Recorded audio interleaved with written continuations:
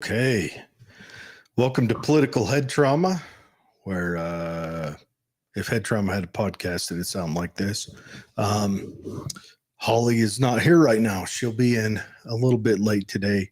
She's out doing Holly things. Anyways, this show we don't have a lot of guests, but we have an important guest. We have Vicki Farnham coming on. She runs, hold on a second. So we've had John Farnham on. Vicki is John's wife, but she runs Defense Training International for Women. And so it's in the same vein as John's courses. But this one is geared towards women. I'm real excited to talk to her. She has hosted off-body trainings, which I think is important and interesting for so many reasons, especially for women, just for the women wear commonly tighter clothing than men, and due to the nature of women, they're more petite. So more petite plus tighter clothing equals less availability to conceal a weapon without printing and things like that. So off body is an awesome choice. Also, I mean, to have a handbag that could be kind of your go-to is a interesting thought. So I'm excited to bring her on, have her talk about it. I want to ask her about, her different thoughts, what got her into it, anything else. And of course, as soon as our call screener shows up, we will have our call screener pop on in and open up the call lines then. Until then, all questions will have to come via text. But without further ado, let's welcome Vicki to the show, and everyone give her a warm welcome. All right, Vicki, can you hear me? I can hear you. Okay, everyone, this is Vicki Farnham. She runs Defense Training International for Women, correct? Correct. Mm-hmm. Okay, and so I don't know. I kind of want to start at the beginning. What got you into the field of self-defense? I married John Farnham. Okay, well, That's probably the easiest answer. I've known John longer than anybody else in this industry. I knew John when we were in college, and we didn't get married then. We both went off and married somebody else, and then ended up married to each other. But when I was after I was divorced and I was living with just my two daughters, of course, self-defense became a very important issue in my life. And John stopped by several times on his trips across country, and we went out to do some shooting, and which was very positive for my young daughters to realize that I could take care of them. And so, that's probably the initial reason I got involved.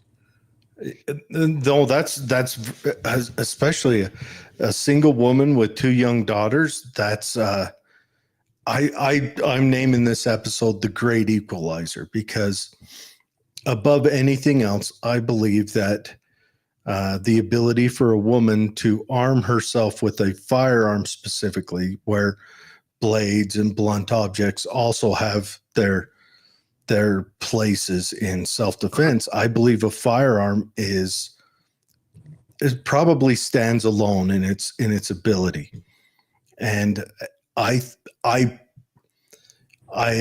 believe that every woman should pursue self-defense, and I fostered amongst the women in my family. So I think that's awesome that you got into it and then went as far as to start passing the knowledge on to other people.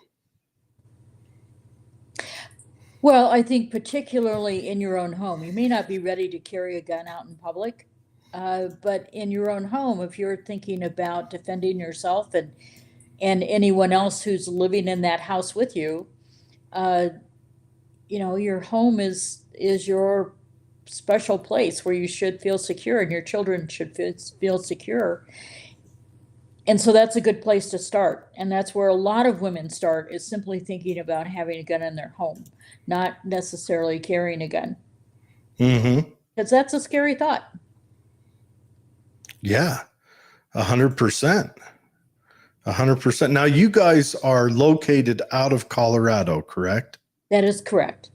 How is Colorado because Colorado's been, let's just say, a little kooky lately. How have they been on retaining the defense of your Second Amendment? Well, we certainly still have our concealed carry law, and our ability to defend ourselves is still strong in Colorado. There have been some other side issues with other types of guns and long guns and so forth that Colorado has been making some new laws on. I really am not as up to date as I should be, probably, and able to talk about those particular issues. But as far as your own personal defense and being able to have a concealed carry permit and protect yourself, that's still going on pretty well. Mm-hmm. We have a lot of rural areas in Colorado. It's the major populated areas that are stickier about it, but we have a lot of open country in Colorado, and so it's always a good thing to be able to protect yourself out there. Yes, when I was in the service, I was stationed mostly in Colorado. Spent some time in other places, but the majority of my time was at Fort Carson, and I loved it there. Mm-hmm. I imagine Denver might get a little kooky. Fort Collins. If you're in Pueblo and you're not concealed carry, I think you're crazy. Trinidad might get a little weird. I don't know. Trinidad, when I was there, was kind of the Portland of Southern Colorado. I don't know what it's like now. Oh, we spent the night there a couple of weeks ago, and all was calm. But I don't know a lot about Trinidad either. It's one of the few population centers in the far southern part of the state. So, and there is a community college there also.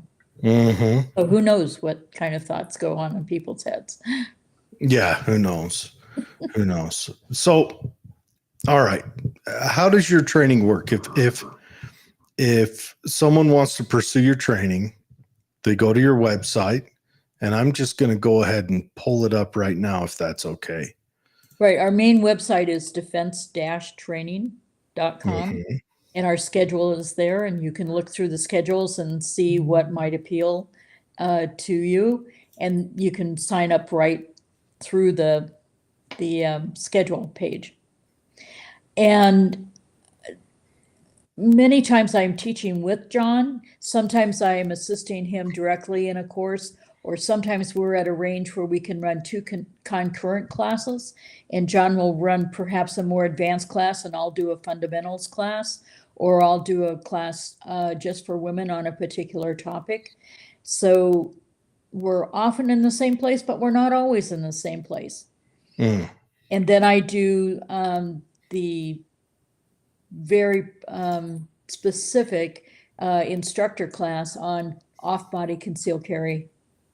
And that's where I really wanted to go with this, was the off-body concealed carry, because you didn't get to hear this in the intro, but I talked about it, where that gives a lot of options, especially for women, because of they're usually more petite than men, and their clothing is usually tighter or has different cuts that doesn't allow them to conceal carry as easy, especially if you're trying to avoid it printing at all.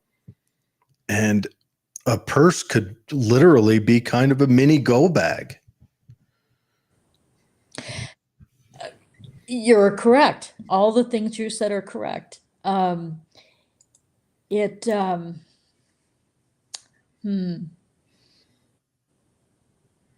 But I might also say, if you would be so kind to indulge me here, that the other reasons you were specifying, the way women, the type of clothing and the way clothing fits on women compared to men, yes, that's certainly an issue, but we really have to stop and think about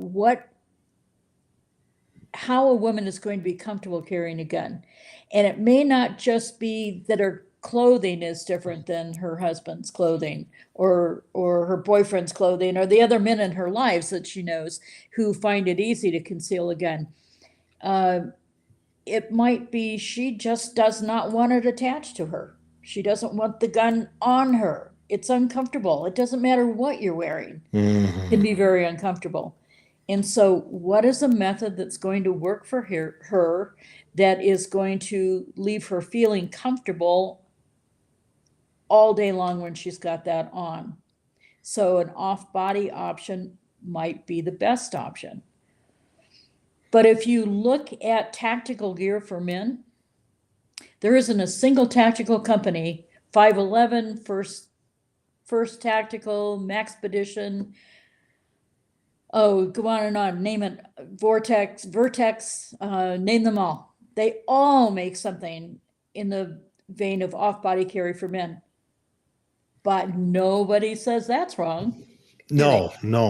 And No. I mean, off body for men, it'd make a lot. Even if you're out hunting or hiking, a regular holster if you're generally exposes your weapon to more of the dust and the elements when it's in a position you want to be able to get to it quickly.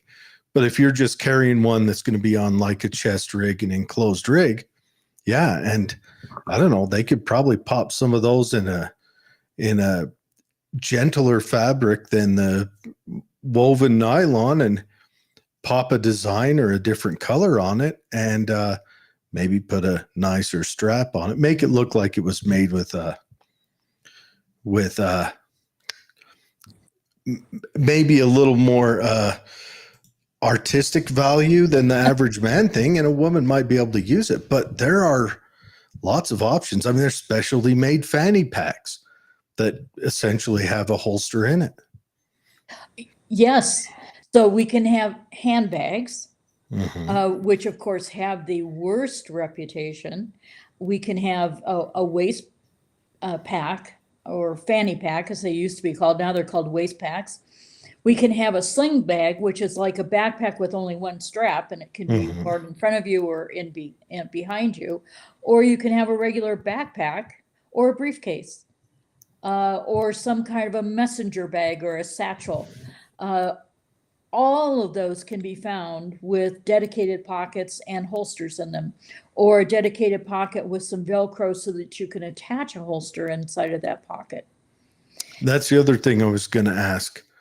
Would you suggest that everyone, if they're going to carry in a bag, that they use one that can attach a holster for that level 1 safety trigger protection?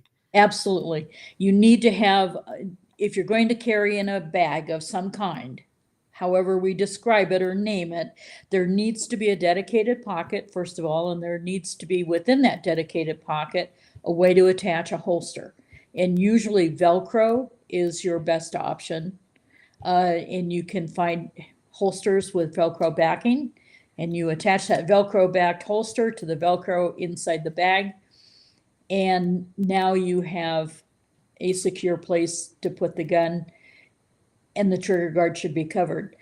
But you have to be careful of the holster because some bags come with holsters. They come with rather generic fabric holsters with some Velcro on them. And some of them are stiff, but many of them collapse. The moment you take the gun out, it collapses. And so getting the gun back in is a chore.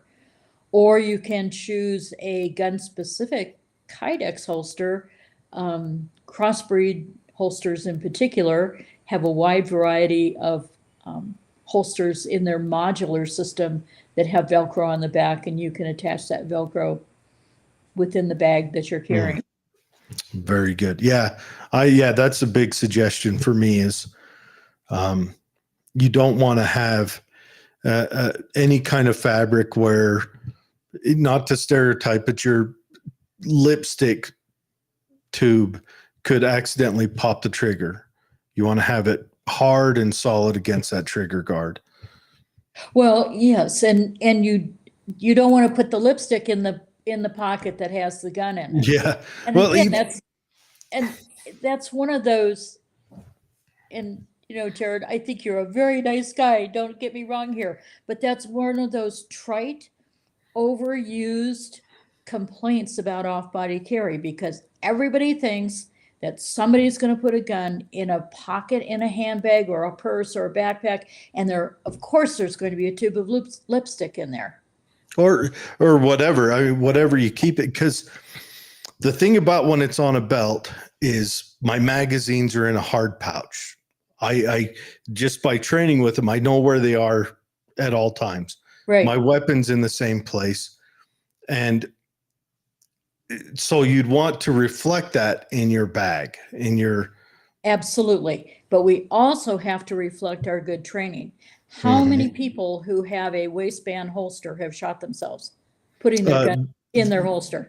I don't have enough fingers and toes to count those today. That's as many that's probably been shot today. Yes. And so we have to go back and look at the training and look at the burden that somebody takes upon their shoulders when they decide to carry a gun. And by saying that it's a burden to them, it is a burden to them to always be paying attention to what they're doing, keeping their finger out of the trigger when it's going into the holster. So we probably have had more accidents with people putting a gun in their waistband holster with their finger lingering on the trigger than we have had tubes of lipstick pull the trigger.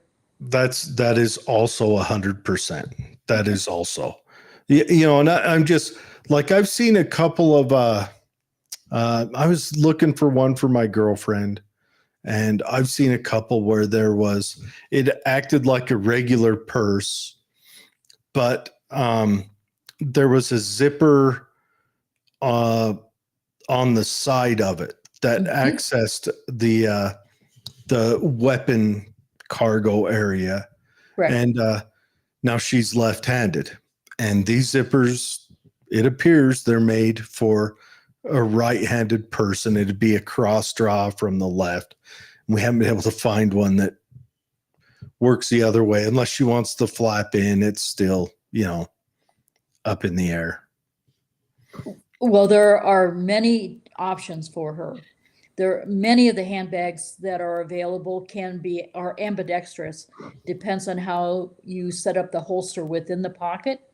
And the holster can be reversed so that you can use it as a right-hander or a left-hander. The pockets in bags that are designed for off-body carry can have a single zipper. It could be a 3-sided zipper.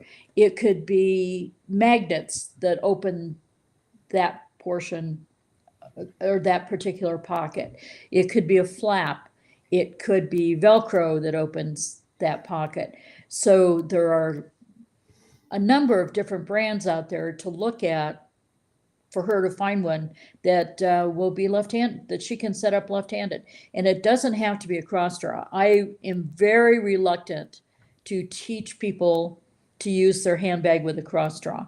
Especially on a range, because a cross draw is a flag machine, And while it's stored, it's pointing at the Yep. instructor. And very important out in public, if you have a Mhm. situation where you have to draw your gun, if you're drawing cross draw, if you are not a trained and someone who has worked specifically on monitoring how you draw, what fashion you use to draw and cross draw, you can flag anybody that's around you. And so I like to start by teaching everybody to use their strong hand from a strong side draw rather than a cross draw. Oh, that's the first excellent piece of advice right there. I have a friend. She her boyfriend, I'm not going to name any names, and she might yell at me for this. Her boyfriend helped her get a pistol, selected a pistol with her. It's a small one, reputable manufacturer, everything else. Mhm. And she doesn't wear a heavy belt. She clips it on her hip. She's walking into the theater. We're in the great state of Utah. If you have a concealed carry permit, unless the theater says do not.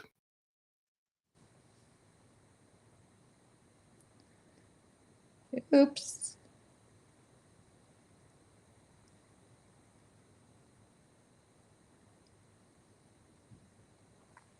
You seem to have frozen from my end. It sounds like you're back. Okay, now you're back. One of us got lost. I got an alert. Yes. But anyway, so she's walking into the theater and she's got a holster that's one of those kind of minimalist style holsters. And so even then, well, anyways, it falls out in the theater walking down the hallway. Uh-oh. So she gets an ankle rig thinking that'd be better. And of course she wears tight jeans. And so it looks like she's packing a huge tumor on the side of her ankle. So I told her, let's just go and find you a decent inside the waistband holster or maybe something you could kidney carry, something slimmer. Haven't got back with her yet, but I know she was struggling there for a while. And she was looking at one of those elastic belly band holsters, but as much as I like the idea of those, I'm not a fan because I think the fabric's too soft in front of that trigger and it's on your body. And well, then, and I don't mean to, this is not an infomercial by any means, but there are belly bands which wrap around a Kydex holster. Mm-hmm. So I've seen those.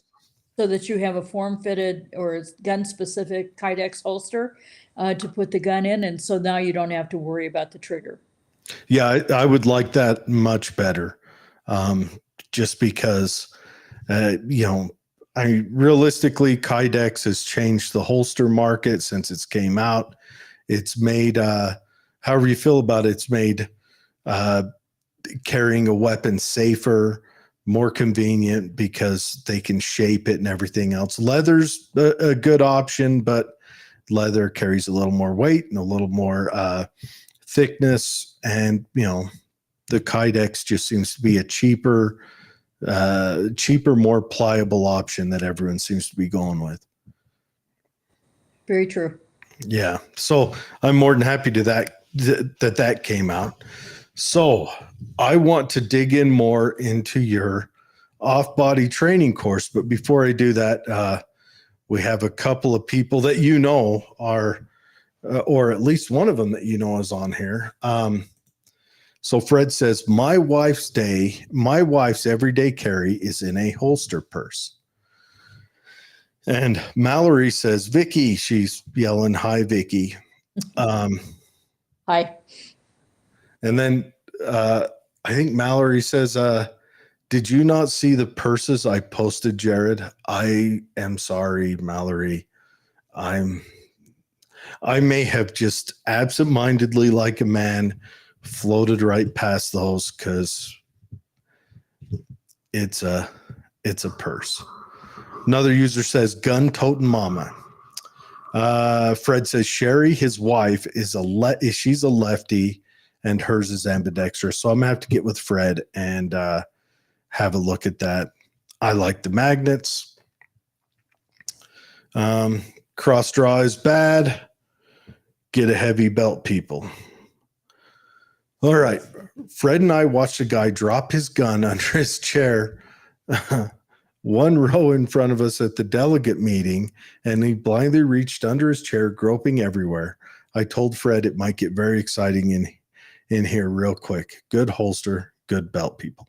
This was at the state convention, the state Republican convention. And they told me the story. And from what I remember is the weapon fell without a holster on it under his chair. And so he reached down under his chair and just started pawing at it. Oh my gosh. And I imagine that my backside would have chewed the seat off of that chair because that would have freaked me out. I've been around guns all my life, and I've seen a lot of unintended firings. I've seen a lot of accidents. I've seen a lot of stuff. You've got to do everything within your power to make it as safe as you can and still achieve the training requirements or the goal requirements or hunting, whatever you have to do. But you have to try to follow those safety rules up until that point where you have to use it. You just have to do that. Could you imagine if someone would have shot off a bullet at the Republican convention? CNN would have had a heyday with it. MSNBC would have made it their cover story for the next 25 years. It would have been huge. Jumped. Ankle rigs need to be placed on the inside shin, not on the side like most people do. That conceals it better. However, there's an issue of cutting off circulation. Also, you want it on the inside because ankle rigs are generally your secondary weapon system. And you want to be able to easily get to it with either hand, because chances are if your primary weapon has failed, maybe parts of your body has failed with it. So you want to be able to get to it with both hands. I haven't met Vicky yet. Maybe when Sherry attends Vicky's class. Okay, this is Fred. Fred, I think, is going to try to sign his wife up for your class. Are you coming out to Utah anytime soon? I am not. John is coming to Utah, but I don't have a class set up out there right now. Okay. So, but they can check the schedule and see if there's something else close by.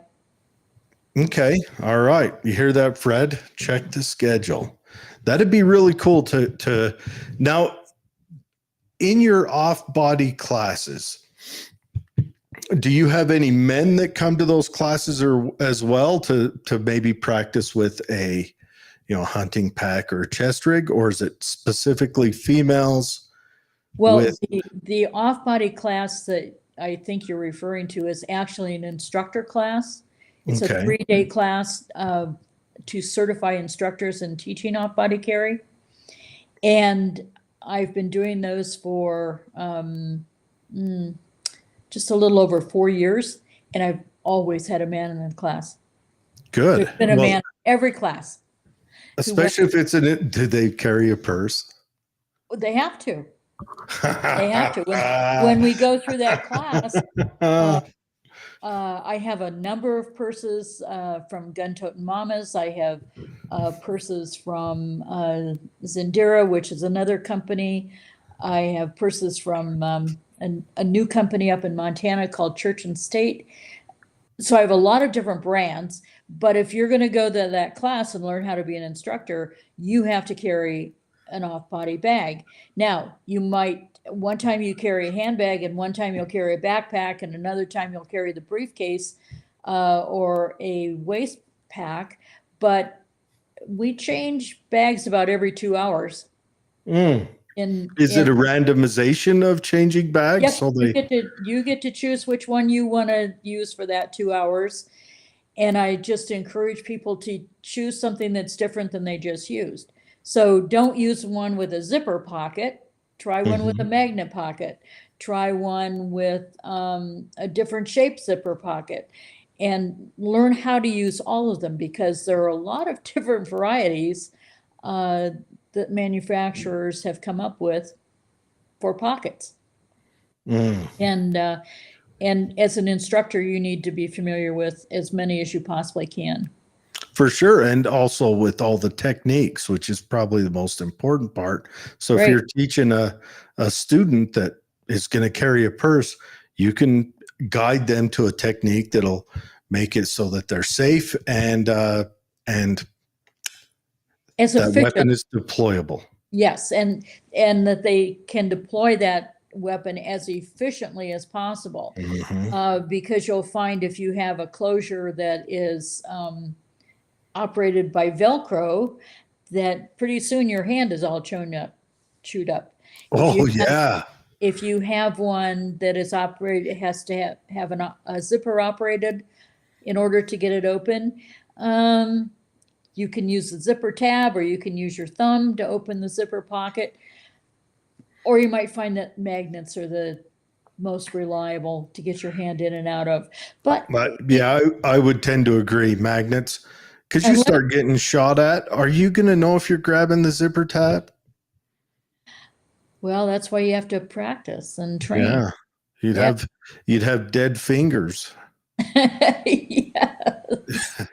But, none of this is done reliably unless you really work at your training Mhm. and are dedicated to making sure you can get the gun out when you need to, and to get it out not only efficiently but safely. Where's your finger? Where's the muzzle?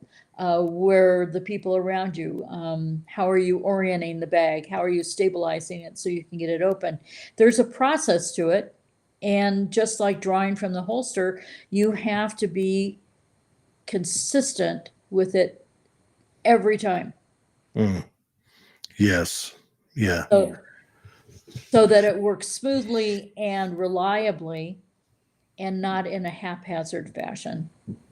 Mm. So, about 4 years ago, you started this off-body project. Is that what I'm hearing? Yes, one of the manufacturers came to me and asked me to put together a curriculum for instructors.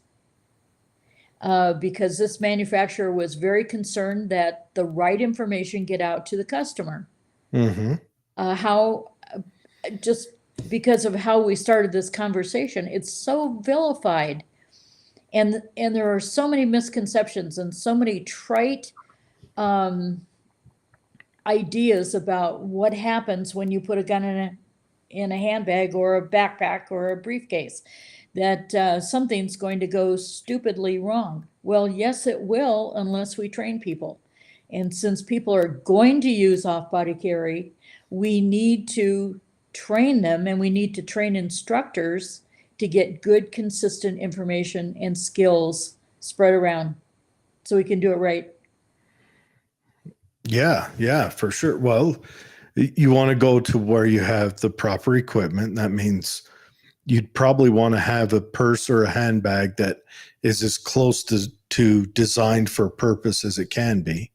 You don't want to just grab any beach bag off the rack. You want to have a purse that can handle it, correct? Well, that's correct. And so that means two things. First, you have to have quality materials, good leather, or I hate to think of vinyl handbags, but there are some that are made out of vinyl and plastic and A Mole Louis Vuitton purse.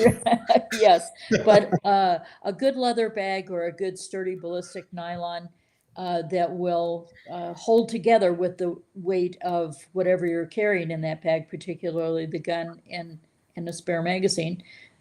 But then you also want that dedicated pocket. Okay, we can come up with any number of bags that have those things, that have maybe good leather or good ballistic nylon and a dedicated pocket. But then can you get into the pocket? Can you Mm. get your hand in the pocket? Can you get the gun in the pocket and your hand in the pocket? And will it But retain the holster when you pull the gun out? will it retain the holster? But can you also get your hand and the gun out of the pocket? And I Mhm. have seen many where you can't do that. Once you get the gun in there. You might be able to get it in, but getting both your hand and the gun out of the pocket may not be possible because whoever engineered it didn't think about how big it needed to be. Yeah, it's like that Japanese game show where you stick your hand through the hole and try to grab the gold bar. Yeah. And hands and gold bars don't fit through the hole together. Right, right. So you have to be very careful about how you make your choice. Now comes in another element. We women can be very particular about what we sling over our shoulder. And so I don't like that one. I don't like the texture. I don't like the design. I don't like the color. So we have to be able to find something that we would enjoy carrying because Mhm. it's a part of our outfit.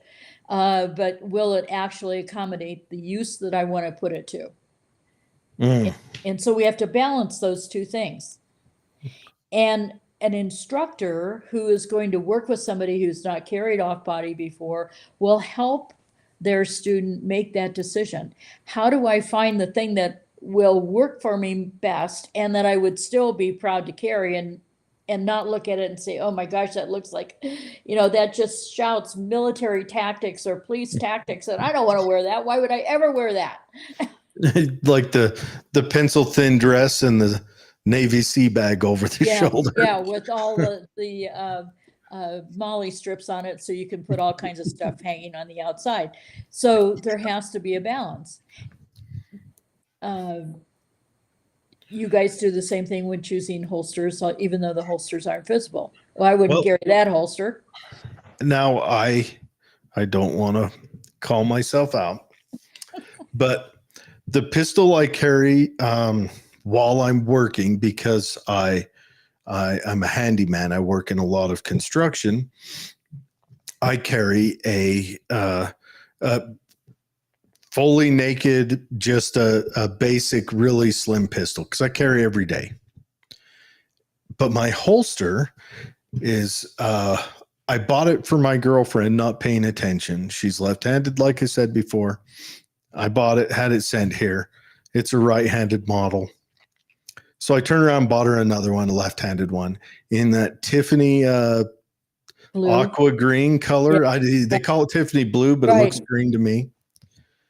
And our pistols are not the same caliber, but they're the same make, same model, and they're both the same size in whatever else. So the holsters between our pistols are interchangeable. So, but I like the holster. I like the way it's this company out of Texas. It was just I bought it because it came in that color. So now I've been cruising around with a girl colored holster forever. And I don't mind. It's a comfortable holster. Tiffany blue's not as bad as pink, but if it's comfortable, that's where because I'm crawling into attics and under houses, it's got to be comfortable. Absolutely. And I might lay on it and I might, bang it into stuff. So that's what I do. Yeah. Good for you for admitting that. Yeah, I'm not scared. Mallory says her husband is goofy. He shoots pistol right-handed and shoots his carbine left-handed. I married a weirdo. My grandfather was an old guy, Korean War era vet, and he was ambidextrous because growing up back then in rural Utah and also before that rural Canada, they forced you to learn to write and do everything right-handed. So he's fully ambidextrous. Mm-hmm. He could shoot just as good with either hand. He could write. He could everything. And it worked out for him in the end because can't tell you how many times I've had to drive a nail and it's on the left-hand side of a wall in a corner and I get a stumble through that, just missing nails and bending them over the whole time with my left hand. I wish I was ambidextrous. That's a good point. Yeah, never thought of that. But yes, there are many people who shoot one gun one way and another gun another. I have a daughter who's left-handed, and but she's pretty ambidextrous, shooting handguns left or right, because she instructs also. And so she found it was easier to master it both ways, but she shoots all of her rifles right-handed. Mm. Even What does it have to do with dominant eye or anything, or is it just? what, shooting a rifle right-handed? Yeah, I mean, is she right eye dominant? No, but rifles are made for right-handed shooters. That's true. She doesn't want brass hitting her in the chin. Yeah, so when your rifle is set up as a for a right-handed shooter, go ahead and learn how to shoot right-handed, and don't worry so much about eye dominance. Mm. With a handgun, it's no problem. Just bring the gun up in front of the dominant eye, and your rifle. If you don't want to go through that problem of shooting a right-handed rifle left-handed, then just learn how to shoot it right-handed. You'll be fine. That's a good point, because that is a huge complaint with lefties whenever they approach any of the AR platforms or its offshoots, any of the, especially the guys that shoot the bullpup platforms, because that pushes the receiver back like 3 inches. Right. I've been doing this a very, very long time, Jared. And what I find is that if nobody has ever made a big deal about eye dominance, people don't have a problem with switching shoulders. If they were started in their training with this emphasis on eye dominance, then they're reluctant to change because they've been convinced that they can't do it. That's not true. That's a good point. John's left eye dominant. Yeah. He shoots everything off his right shoulder. So it really doesn't throw you off. It doesn't throw you off as much as, well, as I was. Now, if you have an eye injury or a particular eye problem with one of your eyes, that's a whole different story. And of course, we run into people like that all the time. They might be blind in one eye, or one eye might be so messed up that they can't get anything close to a good sight picture. Well, then you have to find a rifle that works or a shotgun that works on your opposite shoulder than from your dominant eye. But I would just suggest to people try it. And especially in this day and age when many people keep both eyes open while shooting a rifle, particularly if they have an optic, it's not a big deal. Unless you started your training with that concept that you have to only use your dominant eye. So I'm ruined. You can't just, I mean, I'm pretty good both-handed. I've had previous trainings in the past where we had to function with both hands. So I've tested those skills, but yeah. But if you're an old guy, can't teach those old dogs new tricks. Depends on who the teacher is. Yeah, that's true. That's true. So back to when you first started this 4 years ago, when you sat down, what was your process? Well, here, let me ask this. Were you off-body carrying before that, or was this something that you kind of worked with the manufacturers and designed a process from the start? I first off-body carried over 30 years ago. When even before I became a full-time firearms instructor with John, I did some other things where I was out and about a lot, and I was in charge of a lot of people, and so I carried off-body. No one thought it was a good idea whatsoever, but there were some manufacturers who made handbags, and so when I needed to do that in my other job, I did it because it was the only way to be sure that I had something with me that could be used for self-defense. And Coronado leather, if you're familiar with Coronado leather, they've been around far longer than 35 years ago, because that's probably how long ago it was that I carried one of their briefcases. And they're one of the top in in the line. They make very, very fine things out of Coronado, California. So I had done it then, and then I got away from it for a long time because people were so against it. And then when a manufacturer came to me and said, could you put together a curriculum? They had to twist my arm, but finally twisted my arm enough that I did it. And so I started just with the basics of how are we going to carry this bag and be as efficient and as cautious as we possibly can while getting the gun out of the holster, and apply all of the defensive handgun skills that I had learned with John over the years. So you had to combine those two things. So I just sat down with pencil and paper and someone else that I was consulting with at the time, and we came up with a good plan. And I used the bags. How am I going to use this bag to accomplish what I want to do? And that's why I don't teach cross draw, because there just isn't a way to do that consistently well. And so everything is on the strong side that I do. And we went through step by step. I've been teaching with John for a very, very, very long time. And so I knew the steps that I wanted to go through to get from having a bag that's secure in a holster to getting a gun to eye level. I knew those steps.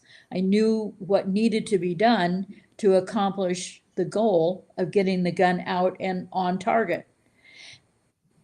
Now, what bags work best? Some are lousy. So even from the manufacturer who got me started on this, and I'm very, very direct about it, that bag doesn't work very well. This bag works better over here. Did they take your advice and modify the bag No. They didn't? They kept just putting the Uncle Mike's out on the shelves? What I have learned is that just because you manufacture something doesn't mean that you understand how to use it. Yeah, but they had you. They didn't. When you said, hey, this part doesn't work, they didn't say, it's a good idea. We're going to name it the version 2. We're going to charge an extra $30. On occasion, yes. But not everything has been modified according to my version. But I have to tell them this works really well, but this doesn't work really well. Will they keep making it? Yeah, they'll probably keep making it. Unless I say, you know what, this is a lawsuit waiting to happen. Yeah. And in most cases, I haven't found anything that's that drastic, but I look for efficiency, and we just don't have efficiency in every single bag. Yeah. But let's face it, concealed carry is an inefficient means of carrying regardless, because yes, the minute you throw a shirt over it. So yes, I think training can defeat a lot of your problems. It absolutely does. But if I could just give you an example, though, of what the direction you were going in, if you put on that belt holster, waistband holster, and then you put your Hawaiian shirt over the top of it, and then maybe you put a vest on it because it's a little cool that day, and then you put your down jacket on top of that because it's really cold that day and the wind is howling and you live out west, and now you're out in a situation where you might want to draw that gun. How many layers are you going to go through before you get that gun? You're going to, unless, okay, here's how you have to do it, and no one does this. You have to get dressed that morning, and then you walk into your training area with an empty weapon, and you practice 100 times. Oh, yeah. And then you might be ready until about lunch. And then after you've had that burrito and all your blood has been sent to your stomach and you become afternoon retarded, you've got to start over again. And that's honestly the only way. Mm-hmm. Well, when I was in, let's last October, I did the instructor class in Montana, up in Three Forks, Montana. It was the last week of October, and an early storm came through. Of course, I had a class scheduled. You knew, Oh yeah. you knew a storm was going to come through. And we had 6 inches of snow, and it was 18 degrees. And we were still on the range. We were still out there on the range. But you know what? With 6 inches of snow on the ground and 18 degrees, you can get to your gun a whole lot faster when it's in an off-body carry bag on the outside of 13 layers of jackets. That's the truth. That's the thing. Because if you train with that bag, doesn't matter if you're wearing a skirt, a dress, a pair of flip-flops, if you're wearing a whatever, because you've trained with your holster the same way every time. It's always the same distance from your shoulder. Yeah. Yeah, and it worked great. And those ladies were, wow, I'm cold, and if I had my gun in a holster on my belt, I would never get to it. I have so many layers on. But that wasn't true because everything was outside of your coat. Mhm. So Well, not just that, but there's a couple downsides with carrying with the holster. If it's summer, you've got to be committed to wearing a vest or wearing a t-shirt that looks like it's made for the older brother and it was hand me down from last Christmas. You have to commit to that. Where off body, you can wear the most comfortable clothes for your whatever you're doing, your activity, whatever. You could off body carry going to the gym. How would you be able to off body carry in a pair of those yoga pants? Right. Or how would you be able to holster carry in a pair of yoga pants? You just can't. Well, there is a company that makes a holster or makes yoga pants with a holster in it, but Yeah. again, how comfortable is that? And again, unless you wear something large and bulky over the top of it, somebody's going to spot it. There's that. And then there's also, sure, there might be a place in yoga pants where you could seat a weapon and gain a little bit of concealment. But do you want to be that person who's going elbow deep in your own pants to find that sweet spot, you know? Right. And then getting it put away Mm-hmm. quickly is not going to happen. Yeah. Yes. That's always been a concern. I'm not a fan of shoulder rigs for the same reason.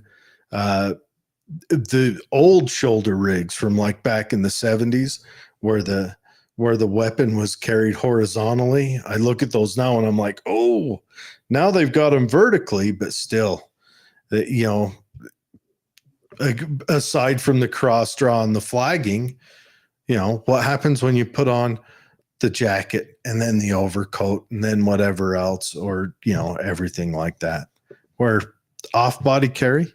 And then if you're going to the bathroom, you know, for the guys out there, if you're carrying a weapon, you go to the bathroom, you undo your belt, your pants immediately fall to the ground, and you're standing there looking dumb at a urinal. Yeah. So no, I agree. I just wish they made a person my color. Well, there are enough styles of bags out there now. You could find one that you could use quite readily without anybody suspecting there was something in it. Oh, yeah. And imagine, I mean, you know, like if you're concealed carry and you've got a weapon on one hip and 2 spare magazines on the other hip, that's substantial space. But in off-body carry, you could have a weapon and 4 spare mags and a flashlight and a knife and a OC spray. cell phone. Yeah, OC spray or whatever. And have it all in one place where you could get at it quite readily. And you could train the dirt out of using it. Yeah. Yes. Oh, man, that's great. So what was your process in building this training, aside from telling the manufacturer, hey, this bag really doesn't work, and the manufacturer going, oh, well, that's fine, we're sending 800 units to Cow Ranch tomorrow. We're going to ignore you. What was the process of that? Did you get a whole bunch of bags and you and John just go to the range and just start practicing? Oh, well, first of all, let me make sure you are not under any false delusions here. John has nothing to do with this. Oh, really? Now, Oh, it's not that he doesn't agree with off-body carry and the he's the one who told me you had the course. I was real interested when he told me. Oh, yes, but he doesn't do the course. I mean, he doesn't teach the course. Yeah. I'm the one who teaches the course. Um, but I learned everything I know from him. Most Mhm. everything I know from him. I've learned from a lot of instructors, but I've been very, very fortunate. But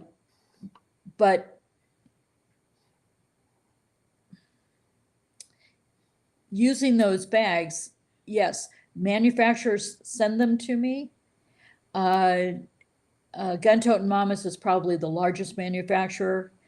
Smith & Wesson manufactures some, and Galco is another, and then there are some that are not even associated with the gun industry that have put holsters in some of their handbags. Honestly, that's the way I would go. Because I'm thinking a handbag that says Smith and Wesson on it. Right, right. That's like wearing a Glock hat, walking around, and everyone's gonna know. Oh, okay. Yes, yes. Though I'm sure So, Smith and Wesson makes a fine bag. I do like Smith and Wesson weapons. mhm. Thank you. But they do have their little logo on it, and so if you know the Smith and Wesson logo, you might detect that, or Browning Yeah. bags too. So some of the companies that now GTM, their name is Gun Totin' Mamas. They changed that to GTM not long after they started because that was a better name than saying Gun Totin' Mamas because of that identity problem. Mm-hmm. And so they make probably the largest variety of handbags. I'm gonna have to check that out. Gun Totin' Mamas. Right. I like the name too. That's just sounds like fun. And I'm really appreciative nowadays. 20 years ago when I don't know, 30 years ago now, when I first started down this path, there wasn't as many females open to it or into it. And granted, men kind of pushed them out, but they weren't interested then either. But as of late, the females started getting more into it. And then also, how do I put this? They started kind of becoming sex symbols when they had guns. So you started seeing them show up at different gun shows, or if a gun was to be showed off, they got a model to show it off like they were selling a boat at a boat fair, but I think that's good because it opens the industry up to females, and that just gets more people involved, and it gets more variety and more opportunity for people who take self-defense serious in their life. That's very true. When I started in this business with John, 36, 37 years ago, long time before you probably. Oh no, I was born then. I was what? How old would I have been then? I was a teenager then. There were very few women coming to class. Class after class after class after class. I was the only woman. And then occasionally there'd be somebody's wife would come to class. And it's only in the last 10 years that we have really seen large numbers of women come to classes. And maybe 15 years. But with the advent of the two large groups that attract women, particularly that are clubs for women that are national, that has certainly changed things, and for the better. Yes, 100%. And I'm one of those. I believe that Uh, I want every woman armed Yeah, because yes. you would. But if I'm interrupting, I apologize, but No, no, go here's on. here's the problem that we see though. We see women growing in numbers, but we see them talking about the same old trite premises that have come from men for decades. Oh, you can't carry off body. You shouldn't carry an autoloader. You should carry a revolver because an autoloader is too complicated for you. You should only shoot 22s or 9mm at the most, or maybe a 380. You shouldn't do this. You can't do this because you're female. Uh, Yeah. and, and then so on, she's getting all kinds of mixed messages. Well, I need to protect myself, but I shouldn't use this gun and I can't carry this way because those are bad.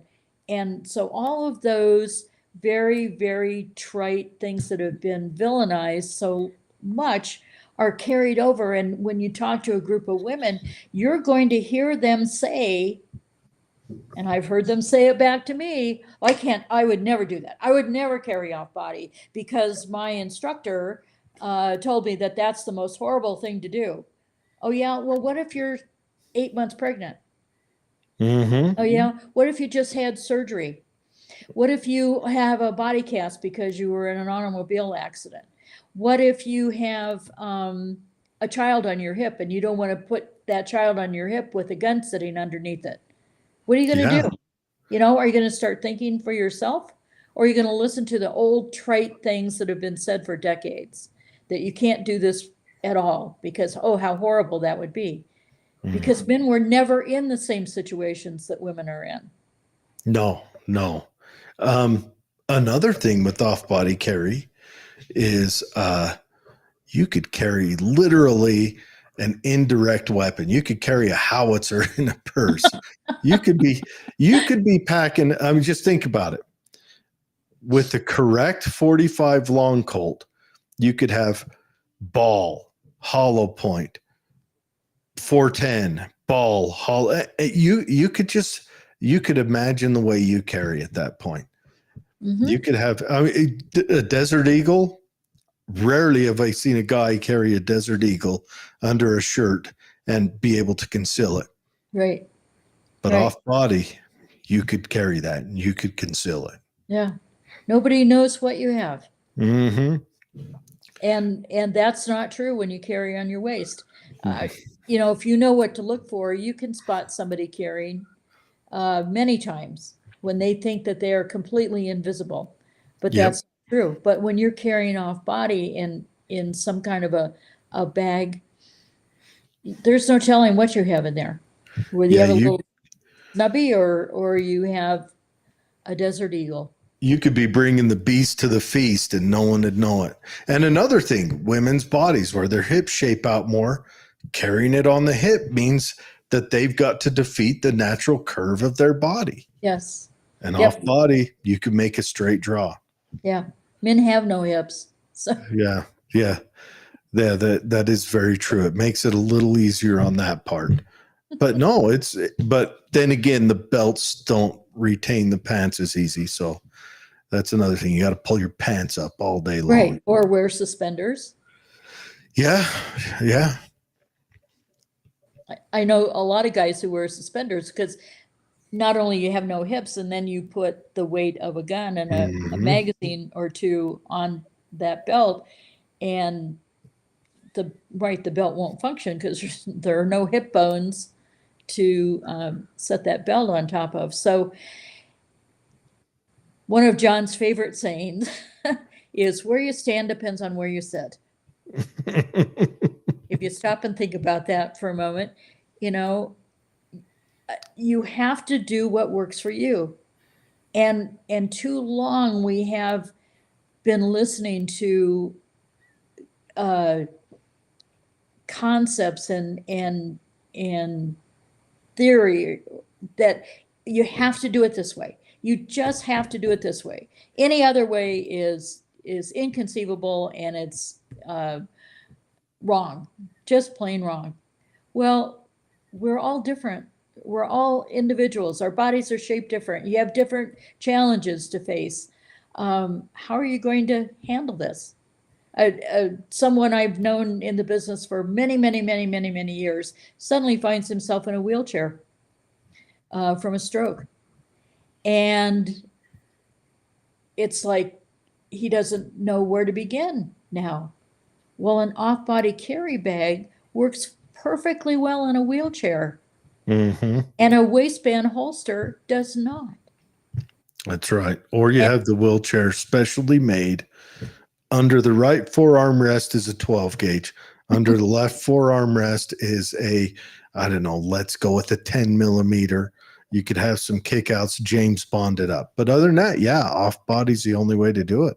Yeah, it's the only way to, again, be efficient and competent with it, and yet have it completely out of sight. Mm-hmm. So I am trying very hard to help change people's minds about this, because I think it's really important. No, that's good. And it just gives you more options and opportunities, even for the men. This makes me think, do I want to start looking around for something that I could incorporate as off body? Maybe like my tool bag. Take my tool bag, it's got, screws on one side and tools on the other, but could there be another little pouch where it's off body and it's something that I commonly find myself wearing, which again is a pain in the butt when I have a holster on the hip, because that tool bag is heavy and uncomfortable on top of that. But you see, somebody will be listening to you, and then they'll shake their finger in your face and they'll say, Jared, no, because you put that tool bag down. You set it down. You don't always have your hand on it. It's not always attached to you. Mm. And what you do have to remember is the moment you put that tool bag down, it is now a storage container. It is no longer just a holster. If you've got it with you in your hand or strapped to you, and it has a holster in it and a gun in it, okay, it's a holster bag, however you want to phrase it. But you've got control over it. The minute you put it down, it's still containing that gun in a holster, but now it becomes a storage container because you took your hand away from it. Mm. Okay. So what? How far away are you going to get from that bag? Are you going to walk away and leave it in one place overnight and not think about it? Are you going to? I'm not a DC police lieutenant. I wouldn't leave my pistol on the crapper and go down the hall to do my paperwork. Exactly. I would hope not. Guns that have come out of holsters on waistbands have been left in airplanes. They've been left in restrooms. They've been left in all kinds of places, because it had to come out of the holster, and now it's completely visible when it's set down. When you put that bag down, yes, it becomes a storage container, but nobody can tell there's a gun in there. That is true. But it may still be something that is attractive for someone to pick up and walk away with. But that's your livelihood. You're not going to take your eyes off of there, or you're not going to be unconscious about where it is and who's around it. You're going to be thinking about it in the back of your head all the time. And the eyes in the back of your head are going to see somebody who gets too close to it. And you're going to immediately respond to that. Just like any woman with a purse. That's very true. And also earlier I was about to say, does Gucci make one? But you wouldn't want Gucci to make one, because that's the target that they want to get to. So they would do their best to release. So you want to be just enough that it matches your attire, but you don't want it to be the bling. Exactly. That's a new point to think of. So you don't want a Louis Vuitton, made for a Glock 40 cal. You want to, okay. Yeah, that's a good idea. And I want to tell everyone, if you want to call in, the call lines are open, 385-899-2134. And Holly should be here. I have a co-host, Holly, but she had to do something. She was something with her kid at his school at the beginning of the show, but she'll be here hopefully over the next 5 or 10 minutes. But they're open. All right, Vicki. Okay.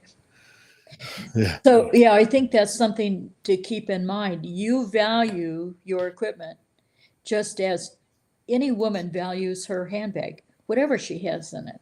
Mm-hmm. And are women careless with their handbags? Yes, they are careless all the time. But again, as we said a while ago, once you make the decision to carry a gun, there's a whole new level of responsibility sitting on your shoulders that you have to be aware of every moment of every day that you're doing that. Yeah, it's a matter of well, I'm going to say this right now. If you are going to carry, if you're making that conscious decision to carry a weapon out in public, to be one of the people who's going to stand forth and defend yourself and possibly other people, you need to make sure your mindset's on point. You need to make sure that you're approaching everything in life responsible. And what that means is you don't get angry when you're driving. You show you've got to be the first person to, if someone bumps into your cart in the store, you say, "Oh, my bad, sorry." You got to turn away. You have to change your mindset because you have to. You kind of have to work to be above reproach. It's just my opinion. Absolutely. We do have a caller, but I want to say real quick, the call screener, Dwayne, says he used to carry a man bag when he lived in California. Dwayne is a refugee from California. I think he got, what do they call it?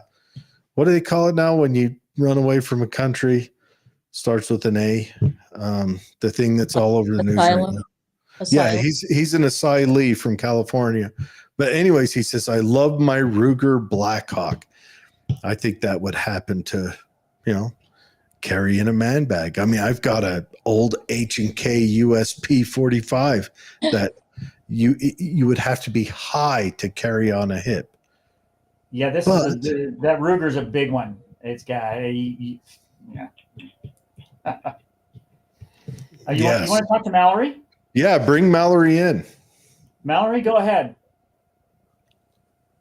Hey guys, and Vicki, thank you so much for doing this podcast with Jared. Oh, it's my pleasure, Mallory. Vicki is a pioneer for us women, and she has definitely shown me the ways that I need to repent, because I've always wanted to run and gun with the boys, and Jared, bless his heart, he's always been nagging me to do this off-body carry stuff. So you're very inspirational, Vicki, and I've been hooting and hollering as you're preaching because you're absolutely right. And I'll have you know that Vicki at the SHOT Show, she chewed a vendor's butt about not having any products for women to try on at the show. They had all the men's products, but they didn't have any products for women. And she let them have it because, as you were so accurately said, women drive the marketplace. They earned her a little bit of her forgiveness by having tactical pants for pregnant women, for Ellie. But I loved it. I love you, Vicki. I just want to let you know that. And she's right. Whenever I act naive when I walk into a gun store, still to this day, first thing they do is walk me over to the revolvers. She's absolutely right. Here's a beautiful M frame for you. Oh, I was angry. It upsets me. And I ordered a specific switch for my flashlight that I really liked, and they brought in the wrong one, and I said, no, this is the wrong one. I wanted the one that was more sensitive, and they made fun of me. They talked down to me, so there are certain gun stores I will not go to. So she's absolutely correct. And I'll tell you what, I don't care who makes fun of me for my 20 gauge or whatever, there's just some platforms that are just too heavy for us girls. We don't have the upper body strength that you big boys do. So, I need something I can run and gun with. So, Vicki, keep preaching away. I love you so much. Thank you for doing the show, and I'll get off. Thanks, Mallory. All right. Yes. Anyway, so no, that's a good point. She told me about this, that they're making pregnancy pants for law enforcement officers. What is that? What would go into that? I have no idea on what would go into that. Well, the front of the pants have to be expandable so that over the term of a pregnancy, you can still wear the same pants. Oh, okay. So they Okay. look like maternity pants, but they're duty pants. And I thought maybe that they had, okay, so they didn't make any particular, I guess, gear, but they made a maternity pant that could work as uniform. Right. They looked at reality and said, okay, there are going to be women who are going to work during their pregnancy in law enforcement or in security work. And so let's build them a pair of pants. Now, that's a small segment of the market, but you can't imagine how appreciative that small segment of the market is that there's something out there that's usable to them. Just as when gun manufacturers started making single column guns, autoloaders instead of all double column. The single stacks, that probably makes quite a bit of difference on hand size. The Glock 43 and 42, I think those were the pioneers of it, weren't they? The Glock 43 and 42? No. The first single column gun that came out specifically for women came out in the mid 90s, and that was the Lady Carr, made by Carr Arms. Oh, really? Yes. And how was that one? How was was it a good pistol? It was a wonderful pistol. I had one. It was a steel frame, and so it was rather heavy. But it was single column, and I could actually reach a trigger. And I have one of the smallest hands issued to an adult female. But the Lady Carr fit my hand, and the trigger was hand polished at the factory. It was like pulling the trigger through soft butter. It was just wonderful. Really? So it came with a really nice trigger? Yes. Because I like Glocks. I think Glocks are a perfectly good system. I'm just not a fan of factory Glock triggers. I don't like that gumminess right before it drops. Well, I don't like Glock triggers because I can't reach them. Because they're too far away. They're too far away. And so to reach it, I have to turn my hand so far. The only thing left behind the backstrap is my thumb. Oh. And if you're shooting a Glock 19, even two-handed, but your thumb is behind the backstrap, that's not enough support for a Glock. And after about 4 rounds, that Glock 19 will not function in my hand. And that's, again, one of the great myths that has been perpetrated, that, oh my gosh, if that happens, that means you're limp wristing it. You know what? I can lock my wrist behind that gun as tight as a wrist can be locked, and it will still malfunction because there's not enough of my hand to provide support for the Glock. And so there's not enough energy for the slide to go back and forth. It's all lost in cyberspace. And so that's one of those myths associated with women and guns. It's a mismatch, and the gun won't function. That's not true with a Glock in 40 caliber. That will function all the time because there's plenty of recoil energy. Because they're snappy. Yes.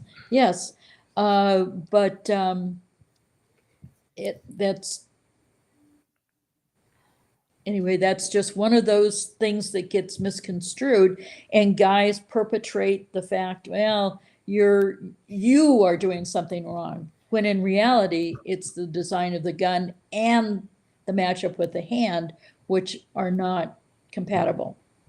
Well, they design guns for their most common users. Males, average to mid-sized males. Or yeah, I'm average sure large-sized males. I'm sure Andre the Giant, with his finger that was 25 inches around, probably couldn't use it in the opposite direction. Yes. So what pistol do you carry now? What's your go-to now? I very much like the Hellcat, the Springfield Hellcat. That makes an excellent carry gun for me. For a range gun, I often use a full-size M&P 2.0. Mm-hmm. I do have a Glock. But it's Everyone a Glock. has a Glock. It's a Glock 42. Okay. Because that is very easy for me to conceal. That's that 380 model, correct? The 380. Mm-hmm. Yeah. Yeah. But it's super dependable too. I mean, yes, and it fits my hand, and I can conceal it, and nobody knows that I have that on at all. Or you put that in some kind of a bag, an off-body carry bag, and you don't even know it's there. It's so lightweight. yep. Yeah. The reason I suggest Glock to anyone asking me is just because you walk into the gun store and you don't just look at the guns or whatever you think looks cool, is you look at the accessory rack and the magazine rack. What can you buy all the extra stuff you want? That's true. You know? But if even if you're male, if you have a very small hand, you're going to have that same problem with the Glock. Yeah. It's very true. And so we run into a lot of problems with this, with husbands who say to their wife, you want a Glock. You want a Glock, he'll say to her. And so she'll come to class with a Glock and then it won't work because her hand's too small. She has to turn her hand so far in order to reach the trigger. I can't tell you how many female law enforcement officers I have done remedial training with because they were shooting Glocks and either the gun would not function or they would not qualify if they were shooting a Glock 40 because the gun was just too big for them. That's another thing in law enforcement where they kind of have a uniform pistol they all carry. Mm-hmm. That's got to be kind of hard on the hard. Female officers. Very, very hard on them. They should open that up to have maybe a secondary option. Now that we have the option of the Glock 43 or the Glock, get my Glock list out here, the Glock 48, which is also single column, but with the extra rounds in the magazine compared to the 43. The Glock 48 can be a duty gun now for departments that are enlightened enough to realize that all Glock 17s and 19s don't fit everybody. So we can put them in a Glock 48. So, but somebody has to explain to the administration why that would be a good idea. Why putting a Glock 19 in the hands of a female with small hands may end up in being the worst thing they could do for her, because if that gun malfunctions because the slide isn't going to function, that's not her fault. That's a mismatch between the department rules and her physical capability, the size of her hand. She has no choice about the size of her hand. And if suddenly her gun doesn't work and she's in the middle of a gunfight, now we have trouble. Yeah. But I can until somebody explains that, she is left out to dry. Because that's the other thing I do besides off-body carry, and I've been doing it for years and years and years, is teaching male law enforcement instructors how to teach women, and the dilemmas that come with taking all the things that you normally teach men and how you teach men, and now trying to teach that to that female officer. It doesn't all work, because she's not the average to large sized male. That is very true. Someone says, I agree. People should be able to pick their flat platform in law enforcement. How would that work? Would the department say, look, the allotment for your pistol is $700. And if you go over that, that's your responsibility. And if you go under that, you got to give it back to the department, because I don't want to see him, to make an extra buck, go out and buy a whole bunch of high points and come cruising into the department and with high points on their hip. Well, the way it usually works, a department, if a department is enlightened enough to allow you to purchase your own gun, then they usually have a list of those things that they will accept. Yeah. You can't just go out and buy anything. But many departments rely on the fact that they all want to look uniform in terms of everybody looking the same. And so you have to have the same gun as everybody else. But that just doesn't always work. Why can you have different size shoes? Why can you change the setup of the seat of the patrol car, but still have to carry the same gun? I'm not That's a going to good carry point. that. Were it me, I would have, you've got to have within this caliber range, you know, and I would say you have to have, I don't even know if I'd say magazine capacity, but you have to have this much capacity, this many rounds on you. So if you have a magazine that holds 8, I demand that you have, 40 rounds on your body. And then you can make up that difference in a magazine. Yeah. And they do it in various ways. Certainly not all departments give you the option of having your own choice, but there are some who do. Mm-hmm. So, and if you become an officer with that department, especially if you're a smaller statured person, you have to make the decision, am I willing to sacrifice my capability for the uniformity of the department? Yeah. Why? I mean, there's so much hazard for a department, a city, a community for that. I mean, not just in the aspect that officer wouldn't be able to perform at that high level task, but if it all goes awry, then you've just given the bad guy another gun, and then then the city has to also cover the expense of that. This just sounds like a terrible chance you'd have to take just to make everyone carry a Glock 19 or a Glock 17. But I had in my course of doing this, I try very hard not to make that become an excuse for a female officer. If you can explain to her why she's having trouble and give her some methods to fix the problem, you might be able to bring her up to an acceptable standard. That's not always possible. Depends on the size of their hand. So when I teach instructors, law enforcement instructors, I will take, for instance, their duty gun, which might be a Glock 19, and I will take them to the range and I will make sure that that Glock 19 no longer fits them, that they have a long reach to the trigger and they understand what the weight is like, and then I put them through their qualification.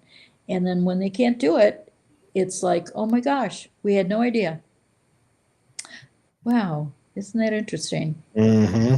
You had no idea this is why officers fail, because the gun doesn't fit. Well, yeah. Yeah. So That is true. Someone says I think it's Mallory. I have to doesn't show up the name on the screen, but there are platforms I wouldn't allow officers to carry if I was in charge. Ruger, Taurus, and Sig P320 and Keltex. Yes, the P320. Right. The P320 does have it's made a name for itself. Let's just say that. Yes. Ruger's, I don't know. I feel like back in the early 90s, what was that Ruger pistol at 9mm that was very popular? Seemed like everyone had one back then. The Ruger, I can't even remember. Keltex, yeah. No, I don't disagree with any of that. G23 for girls. What caliber is the Glock 23? Isn't that a 40? Is that a 40? Okay. Yeah. I mean, it's like some people, it's like everything else. if you're picking out your pistol, try to go somewhere where you can handle it, gain some training, find one that fits you, and then run that bad boy into the ground. Get another one like it. Yeah. We have to learn, and we have to advocate for our students that you find what works for you.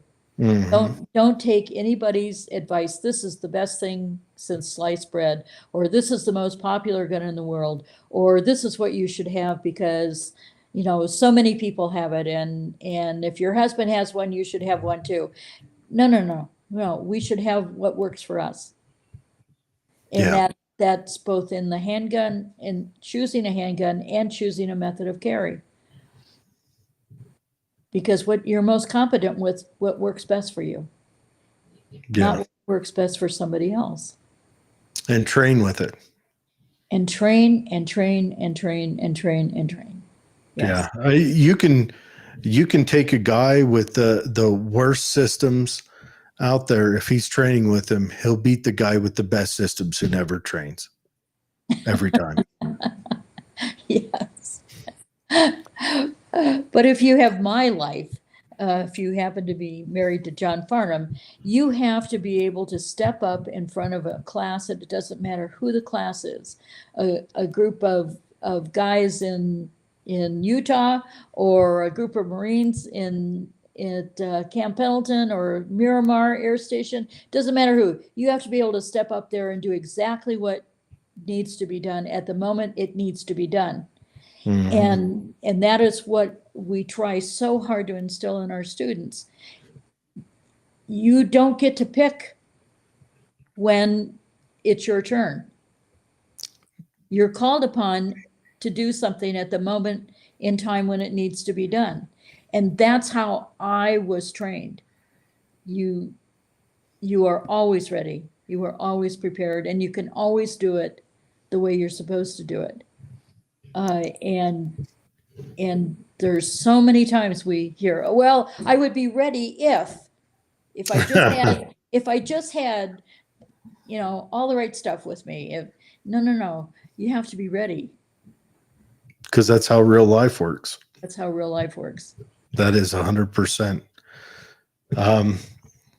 Mallory asks, she says, Vicky, have you gotten any guys to wear the bra holster and learn to draw and holster from that platform?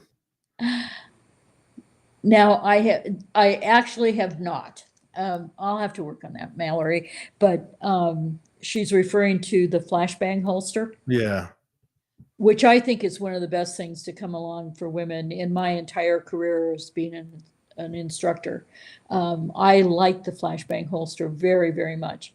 Again, it serves its purpose when you really need to have that deep concealment, but perhaps you have to be dressed in a more business attire. Mm-hmm. And I have worn that holster when lecturing in many places that perhaps guns were not welcome. How would that work? Does it have like an actual holster in a bra?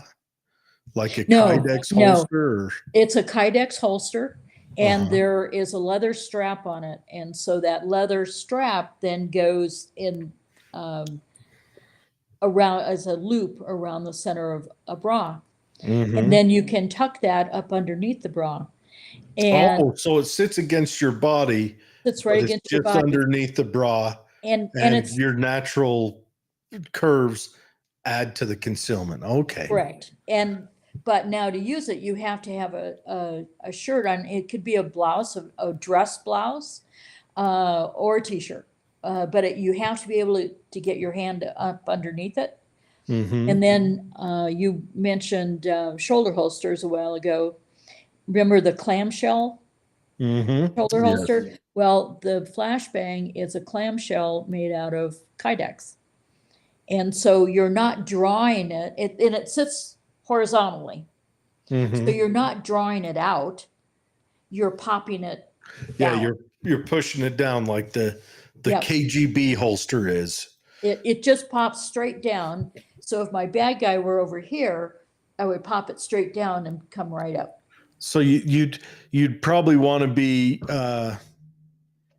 you'd probably want to go away from flagging people by adjusting your body at moment of draw. Oh, absolutely, because you would orient yourself to the bad guy, to the target. And so knowing that the muzzle, your hand may not be on the gun yet, but you're going to orient the muzzle so it's pointed right at your target. So when you pop it down, then come up with both hands, you're going to be pointed right at your target. You never flag yourself nor anyone else. Now, Yeah. if it's sitting horizontal and you're my target, well, shame on me, because now I will flag somebody. Mm-hmm. That's But where part of the draw is adjusting your body so that you adjusting can. your stance so that but that should always be part of your draw. Yes. And again, if you have trained that way, that's the way you will always do it. Mm-hmm. You will always orient yourself to the best of your ability to your target. Yeah. Yes. Mallory says she would need to have some cosmetic work to carry a G36 Wrong, like that. wrong, wrong, wrong, wrong, wrong, wrong. And she would be surprised. I have an instructor who works with me who happens to be taller than I am. Of course, that's not a big deal to be taller than I am. You can't tell how vertically challenged I am on this screen. But in order to get taller than I am, that particular instructor had to give up something else. So another part of her body structure is not nearly as well endowed. And so, but guess what? She can use a flashbang just as easily as any woman who is very well endowed, because the flashbang tucks up underneath. Mm-hmm. And this particular person uses a Smith & Wesson Shield in her flashbang. No one ever detects it. No one ever detects it. And if you think somebody is, you just throw a scarf around your neck. There you go. All right, Or- Mallory, you hear that? Let's just not do the flashbang at range day. That would maybe get complicated and confusing for a lot of the students. Well, again, the flashbang, like the shoulder holster, if somebody comes to class with a flashbang, and I would suggest not to come to class with a flashbang, but if they did, they have to always be oriented so that the muzzle is pointed down range. So they're virtually at 90 degrees to the target. Mm-hmm. So the flashbang will always come out pointed to the target. And So- this arm is up and out of the way. Yes. Yes. That's a good point. All right. Is there anything you want to finish out with? And while you do that, I want to bring your website back up on the screen and make sure that everyone has ample opportunity to view that and to, if they want to sign up for a course. Where's your next course at? My next instructor class is in Lufkin, Texas. Okay. And Lufkin, Texas. yes. Where is that? It's in East Texas, about 2 hours north of Houston. Okay. Okay. You should come to one of those classes sometime. I would love to. I would. Right now, East Texas sounds nice because here in Utah, it's snowing. Supposed to snow here tonight. Yes. But in the middle of summer, when you have a course in a cooler place, that sounds great. Yeah, you've got introduction to defensive shooting for women. I think that's excellent. Fundamentals of defensive shooting for women. Yes.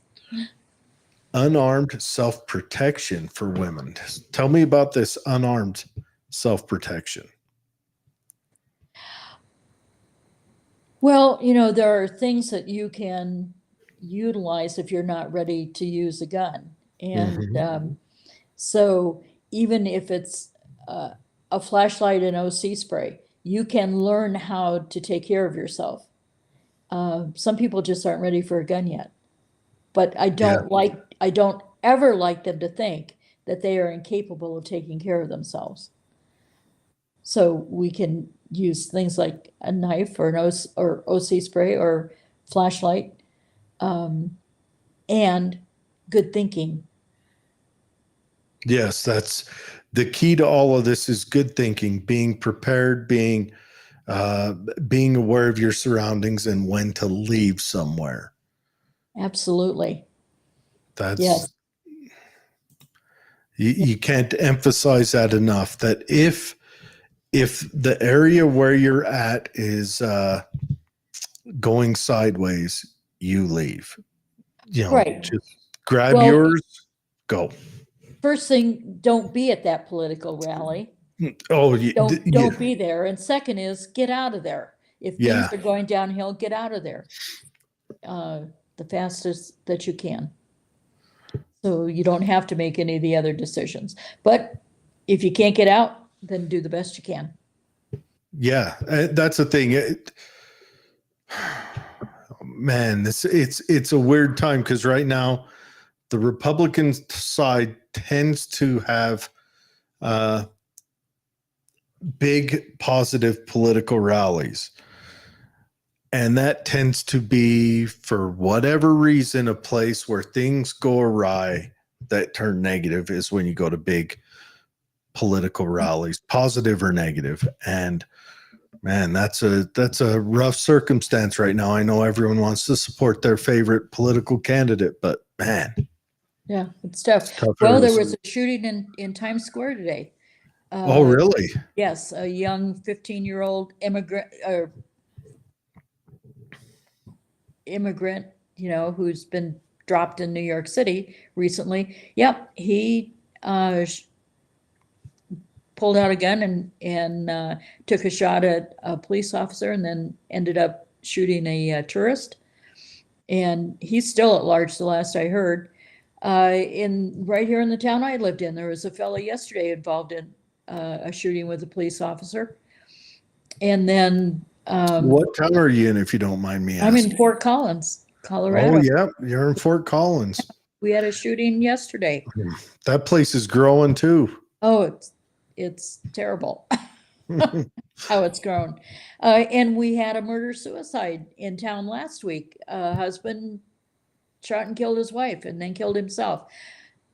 Those things don't happen. I mean, those two things to happen within less than 10 days of each other here in Fort Collins is like, oh my gosh, what happened to our town? And one was a domestic inside of their home. The other one is on the street, but it just is a sign of how unsettled things are. And so, yeah, we have to, what we have to do to ensure our own safety, which again, as John is like to saying, sometimes the fight comes to you and you have no choice. Yeah, hopefully you recognize it before it's too late. But yes, sometimes the fight comes to your doorstep, and we're in a very peculiar time where it seems like there's more crazies running around and more circumstances that most of the time the government's creating to cause these issues, which makes half of the country want to restrict gun rights to keep these issues from having guns, which it never does. But that's the most important time when good, normal, healthy-minded people need to make sure that that they have an ability of self-defense. And it's a complicated time. We're threading the needle right now. We certainly are. So, well, I appreciate being on today, and I know we scratched the surface. Yes. Well, everyone, it's dtiwomen.com. Go there and check it out. Sign up for a course. Now, I need to tell you, Mallory is telling me to sweet talk you so that our training group can either, what is she saying? Vicky, if me and my boys sweet talk you enough, will you come here? And this is Jared, sweet talker. Jared, make it happen. Jared, Well, I'm always open to a class, to a discussion about a class. That would be fine. Good. We can come up with something, and that would be good. Yeah, and I love training. I love shooting. I love the event of it, the sport of it, the camaraderie that's built. I mean, there's range day is always the happiest day of the month for me. It is just the happiest day. But I do think it's important. I think if you're going to take a step into self-defense, you need to step all the way in. It's not just buying the equipment and the tools and purchasing everything on Amazon that says tactical in front of it. You go the full route. You get the training, you get the confidence, you build a community, you have to become a type of person that will be able to walk amongst the regular populace and be a safe person. That means, like I said earlier, you've got to make sure that you don't become agitated at things. You don't get road rage. You've got to be calm and collected and observant. Yeah. Takes a lot of self-discipline. Yes, it does. And self-awareness. So carrying a gun is not for everybody. Yes. All right. Holly is showing up now just as the interview is over. I've got to go open the door for her, but Vicky, thank you for coming on. And Well, thank you for having me. I would like to have you and John on sometime together. I think that would be a real interesting chat to see, because I've talked to both of you, and both of you are real easy to talk to. And I think that'd be a fun conversation to see how the back and forth goes all together. It probably would, yes. Yeah, that'd be good. We'd be delighted. Everybody, it's Vicky Farnham. Remember, that's DTI. Let me pull it back up. DTIwomen.com. Yes, but if they look at DTI Women, or DTI for Women on Facebook, that's where I post a lot of things that I do. So DTI for Women on Facebook. Yeah, so check it out on Facebook. That's probably more accessible for the average person, because that's more of you make a friend with them and then you casually get to see. Right, and they can see what I post. Yeah, that's outstanding. That's outstanding. So go check out DTI DTI for Women on Facebook. Yes. Go check that out. If you're looking for a course, especially if you're carrying off body, keep your eye open, find a course that is either coming up or complies with your geographical location, or maybe someplace you want to visit. Maybe start planning your vacations around a good range day. That sounds like a plan to me. Good. Vicky, thank you very much. Say hi to John for me. It was a pleasure talking to you, and hopefully we talk again real soon. Thank you, Jared. It was a pleasure. Thank you. Bye-bye. Bye-bye. All right, everyone, that's Vicky. It sounds like Holly is here. Oh, okay. Yes, she's here. Maybe she'll be coming back in a minute, but I'll have to adjust the camera a little bit when she does. Anyways, so I don't know. We don't have any other guests, and we've got 2 hours, 15 minutes to burn. But there's a lot of subjects going on. We've got Texas still. Looks like war in the Middle East some more. I'm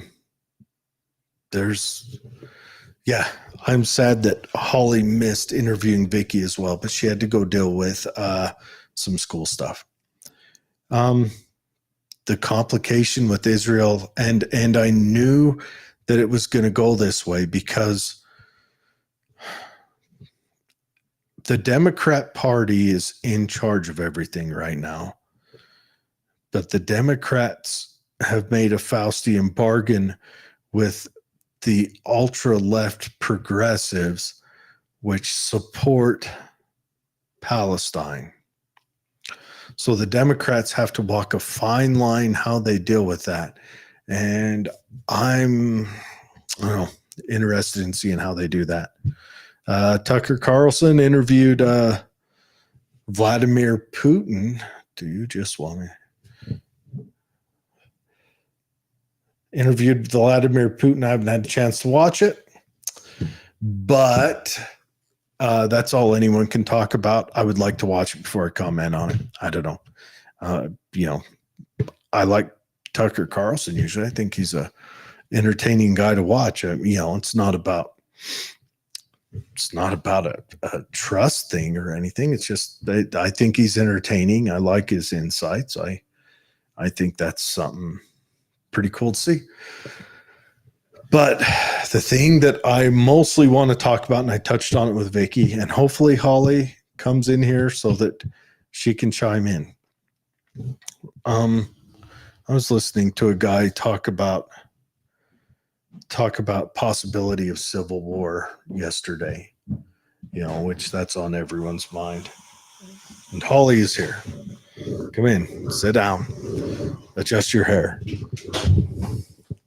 How'd it go? Yeah.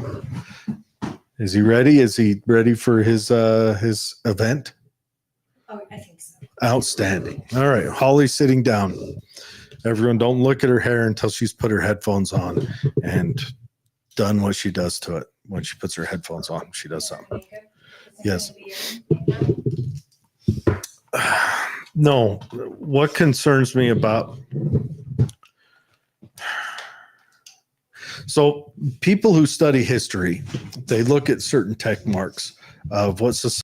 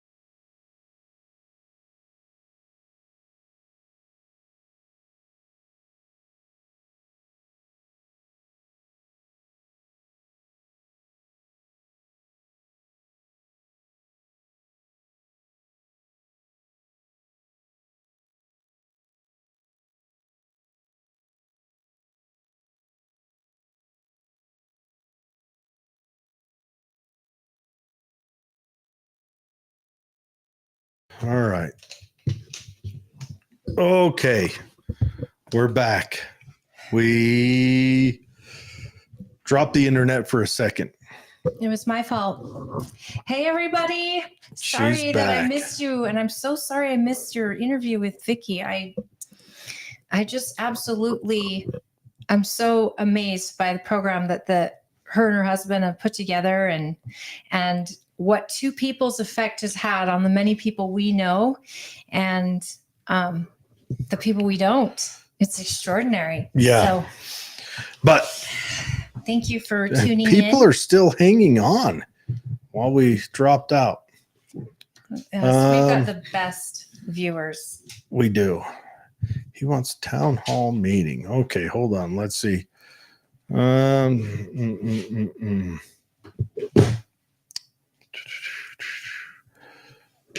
Okay, Who wants a town we hall? lost some stuff here. Okay, so we've got someone says that he wants a town hall meeting. Maybe he can be on political head trauma. Yes. Who's he referring to? I don't know. It's not coming across. Yes, we're back. Yes, Norma, we're back. Okay.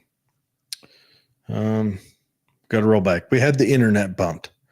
So it had to, internet stink. But anyways, I want to go back to what I was talking about. And who wants a town hall meeting? Let me know who it is. Yes, Mally May says she's our number 1 fan. Well, we are a Mally's fan. And Fred is number 2 fan.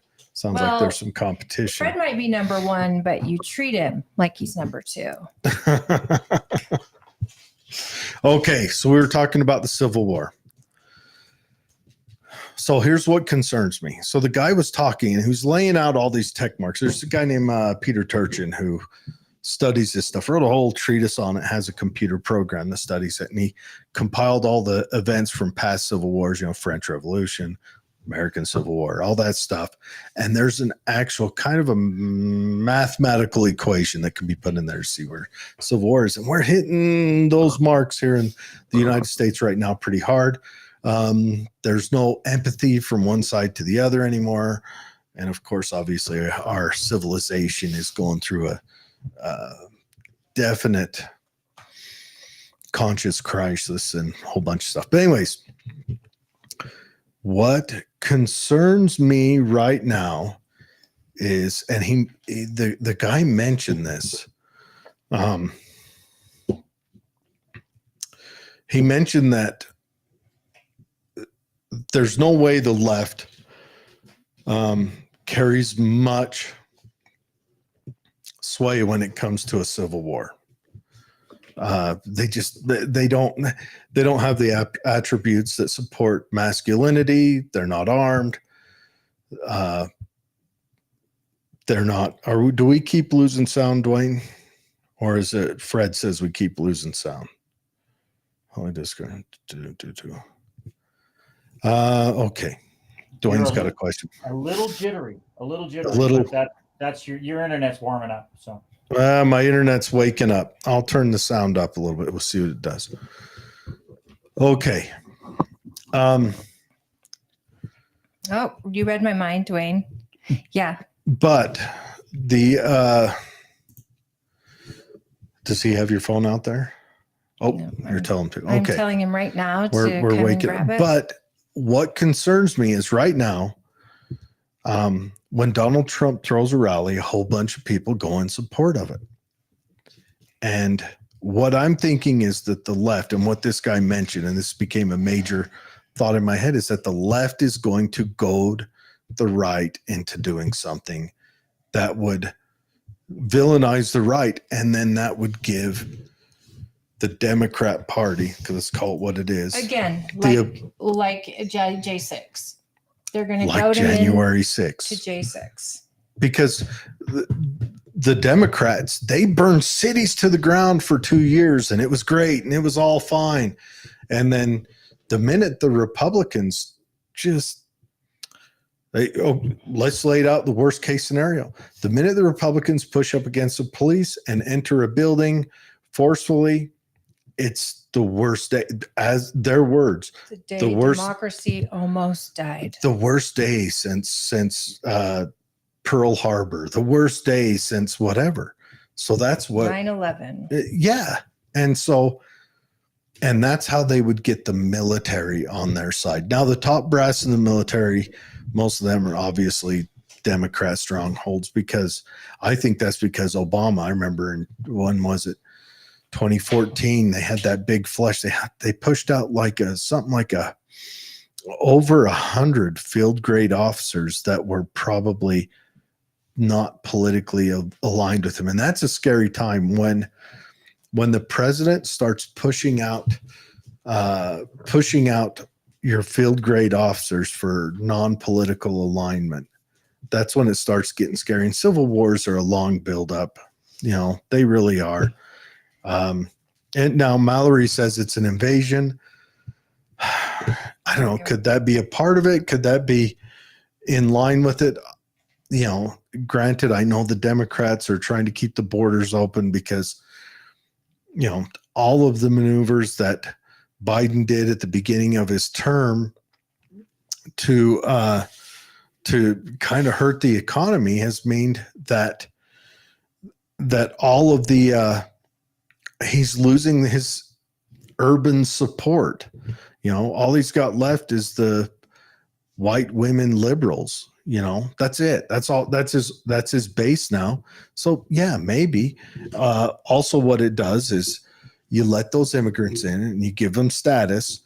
It makes their votes more important when it comes to Congress, where it should really matter. So Congress, when you get extra seats in Congress, your single vote carries further because you get to send extra congressmen in, which is why when Trump was trying to push on the census that they've got to declare whether they're a citizen or not, that was probably a good idea. But of course, it's just racist, because I guess when all you have is a hammer, Democrats, everything's a nail, racist, and fascist, and everything else. Okay, O'Malley May says Governor Abbott is a WEF stooge. He is on their website. It is all a show and probably a setup. All these migrants have to do is walk a half mile down the road from Eagle Pass, and the gate is wide open and untended. And they're doing it. They're doing it. Somebody was just at the border, and that person at the border showed how secure Eagle Pass is, and then zoomed right down just a couple miles away, and it's business as usual. They're still crossing. So, well, yeah, that came out right the day they did it. But what it did do, you could look at this both ways. Now, here's like this latest bill when they're in there arguing, when Biden says, "You didn't scream my comment." Melanie expects you to scream when I'm not a good screamer. When maybe it's the defeating the NIMBY or whatever, but I don't know. I don't know what's going on. When they're in there arguing, Biden is saying you have to write me a new law so I can close down the border. When presidents before him, including the president he was VP for, was able to obtain it. And the average Republican's like, yeah, we need to write a new law. But then you look at the bill, and I'm shooting off the top of my head, but it's something like $174 billion. This is the law to secure the border. Only like $35 billion of it went to the border. You've got Ukraine in there, of course, act blue, because that's what Ukraine is. It's just a boop, money turns right around, comes back into the Democrat coffers. You've got support of Israel in there. I know a lot of people are pro support Israel. Holly is a pro support Israel. Me, I'm a not my dang business. That's where I'm at. Well, I'm also, though, I have to say that I believe that Israel has an incredible army. They have an incredible, weapon system. And we gave them $36 billion last year, and they had a surplus of $36 billion last year. I don't want us to continue funding wars, period. I can support Israel Absolutely, because I 100%. believe they have a right to exist. Sure. But I also, across the board, I think it's time that the United States quits funding all these other countries, all these other wars when we ourselves are under attack. Or for even when no we're not reason, under attack. right? Just because we are underwater with $34 trillion But in anyways, debt. but there's more complications as to why we do it. That's a whole world economic model, and I don't think I need to argue that. She says they are not coming here to vote; they're coming here to kill you, soldiers. Single young men pouring across Hamas, Hezbollah, CCP soldiers, and you could be 100% right. And maybe they're coming here because the Democrat Party knows that its young men are too busy being furries and questioning their sexuality to carry an M16 into the Great Civil War. So they've got to bring over young men from other places that are more virile. We had a commenter on earlier. I didn't read the comments while we were having Vicky on because apparently this individual didn't like guns. Oh no. Kept mentioning, why is it? Someone break this down for me. Why is it that the minute you talk about guns, the leftist has to mention genitalia size? Break that down for me. Because there's not a winning argument. But is that all they think about? Like, I They don't wonder. think. Like if I hear someone talking, I was interviewing a lady, but if I hear someone talking about something, do I automatically go to I wonder if they have endowed genitalia? No, geez. Because It's that's not where this even person went. It's not even reasonable. And here's the thing. Every single argument, whether it's over climate change or whether it's inflation and it's happening or it's not happening, guns, religion, abortion, you know the argument is won when the other side throws out either your genitalia obsession or I know, you are a racist, you are I know homophobic. that's just where they go. That's and it's one trick ponies. Right. It's to shut you up. And what they don't realize is a lot of it is hate speech. Well, I don't believe. Yeah. That they use. That they Yeah. Oh, I claim know. Is They're- hate speech. It's the If you same use with it. the racial rhetoric they used. There was a study done where they looked at. You're hot. Always I'm baking. That they talked to. They did a study that when Democrats talk to African Americans, to Black people, they dumb down their language and they speak Hi, Fred. in Ebonics. And Republicans talk to everyone the same. And you mean pandering? Or I call it subconscious racism. I just call it straight up disrespect. I mean, talk to people like they're people. But anyways, back to the Civil War. I'll be honest, I am not super concerned about the possibility of an invasion because if you lay the numbers out, 1% of the population has come across that border that we've counted illegally, which means it may be up to 5%. That's still not enough. Hey, the guys who To took change down the numbers. 9/11 were here legally and just overstayed their visas. We could go into that a little more, but I'm yes, saying don't but that discount didn't how many overstayed visas that there didn't are. destroy us. The only destruction we honestly had from 9/11 was our reaction to it. And that therein lies the problem. That's how you get a civil war is But you a turn civil the war people would against each other. a civil war would destroy us. Of course it would. Would it kill us to open a window? Would that kill us? you? Oh my goodness. I know it's 50 degrees outside. Are you really that hot? Look at me. I'm shiny. I'm shiny. She's glistening. I'm sweating is what I'm doing.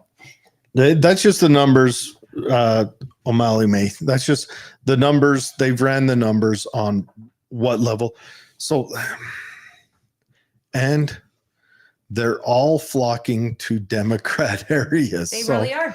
They're they're- going to the they're all Democrat going cities. to Democrat-run cities. And None of them are that's- coming. Like none of them are coming out here to Tooele. None of them. None of them want to run here where there's no support.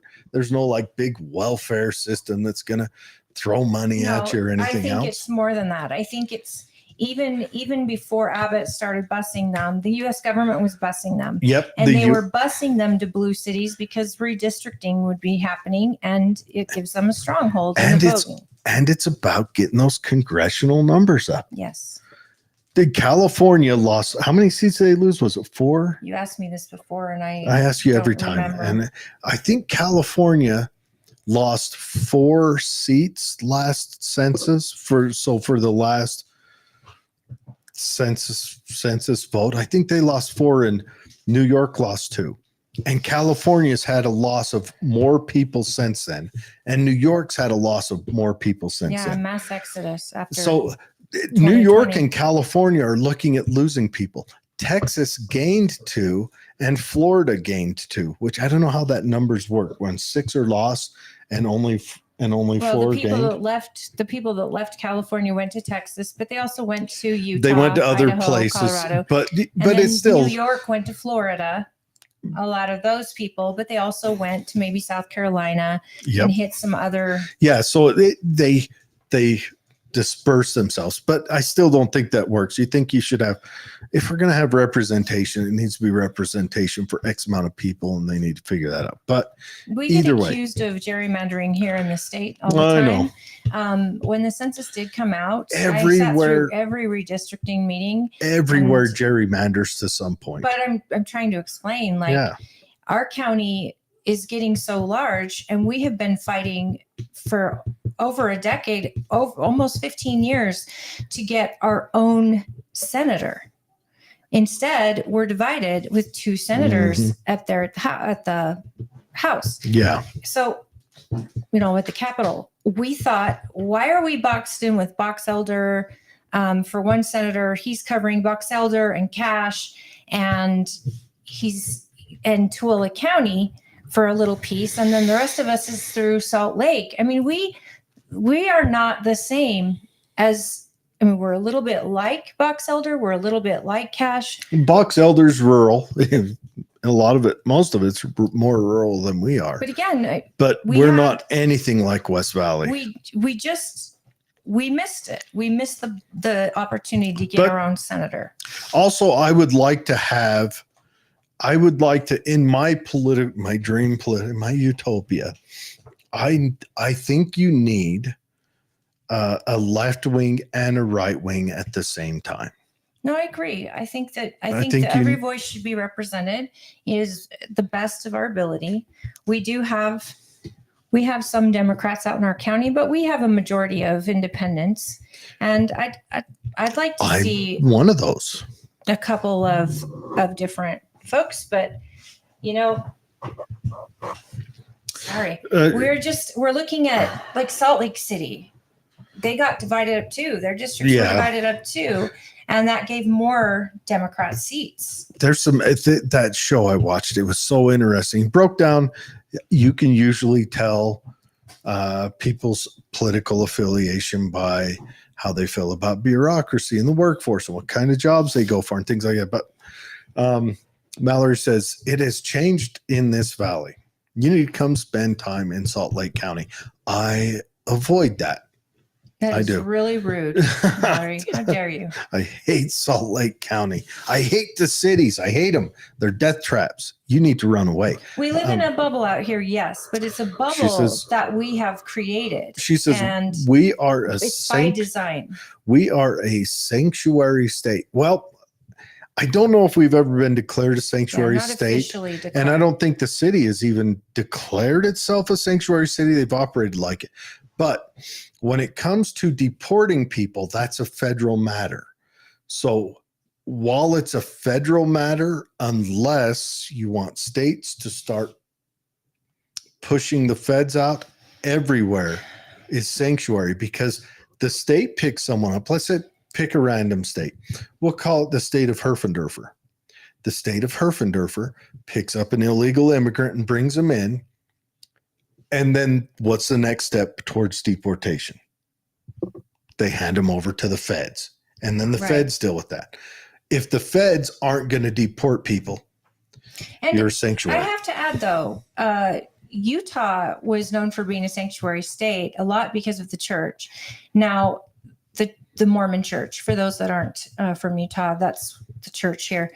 But see, that the church also didn't just or say, the people who "Come- South Park say was come right. here." They sponsored these people, a lot of them, and they got them jobs and they got them involved in the community. So, I mean, they were doing it.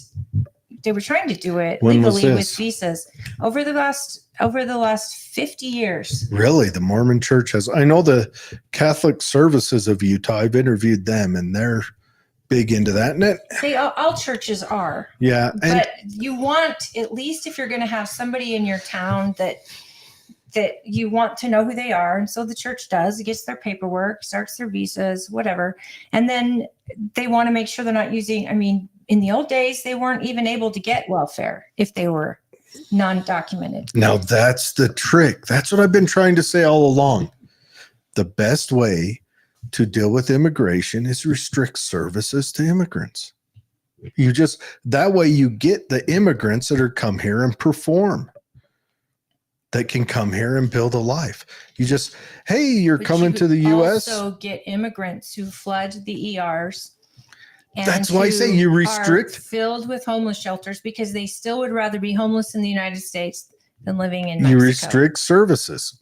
They would rather be homeless, not in Utah, not this time of year. No, That's a cold but number. they don't right realize. They don't realize when they're coming to the States that it's But cold. you'll It's cold. always have immigrants in California, Arizona, New Mexico, Yeah, Vegas. mostly Texas. You know, you'll always have that. That will always, but those are people that come over and perform. You just restrict positive versus negative rights. You've got to restrict positive rights. Well, you've listened to groups that discuss how they get on welfare. I mean, they don't even, Yeah. at this point, the coyotes are telling them exactly what Oh to do. yeah. Before Oh they yeah. even get here, they They've- give them a list of things they need to they've do when probably they get got here. Classes wherever that someone teaches. The like they- Mexican government probably teaches, because part of their GDP, a large part, comes from immigrants here in the United States. Well, sending money actually- back home. actually we don't get a large number of immigrants from Mexico anymore. I'm just saying, from back But in the day. Haiti, yeah, back in the Before, day, sure. Before, when you couldn't get welfare as an immigrant. You couldn't vote in local races. California changed that. Where Mhm. immigrants, undocumented, New York's in the process of changing that right now. slippery slope.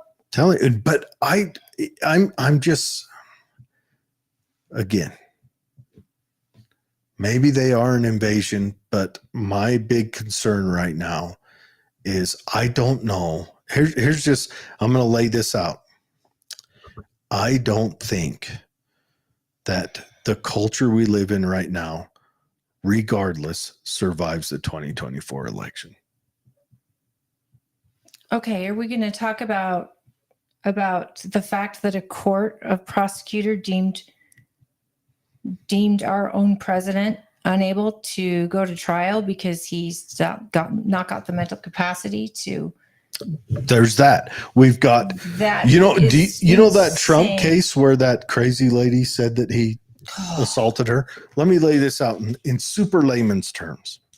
She literally described an there's- SVU episode. Hold on, no, there's two types of trials involved with this.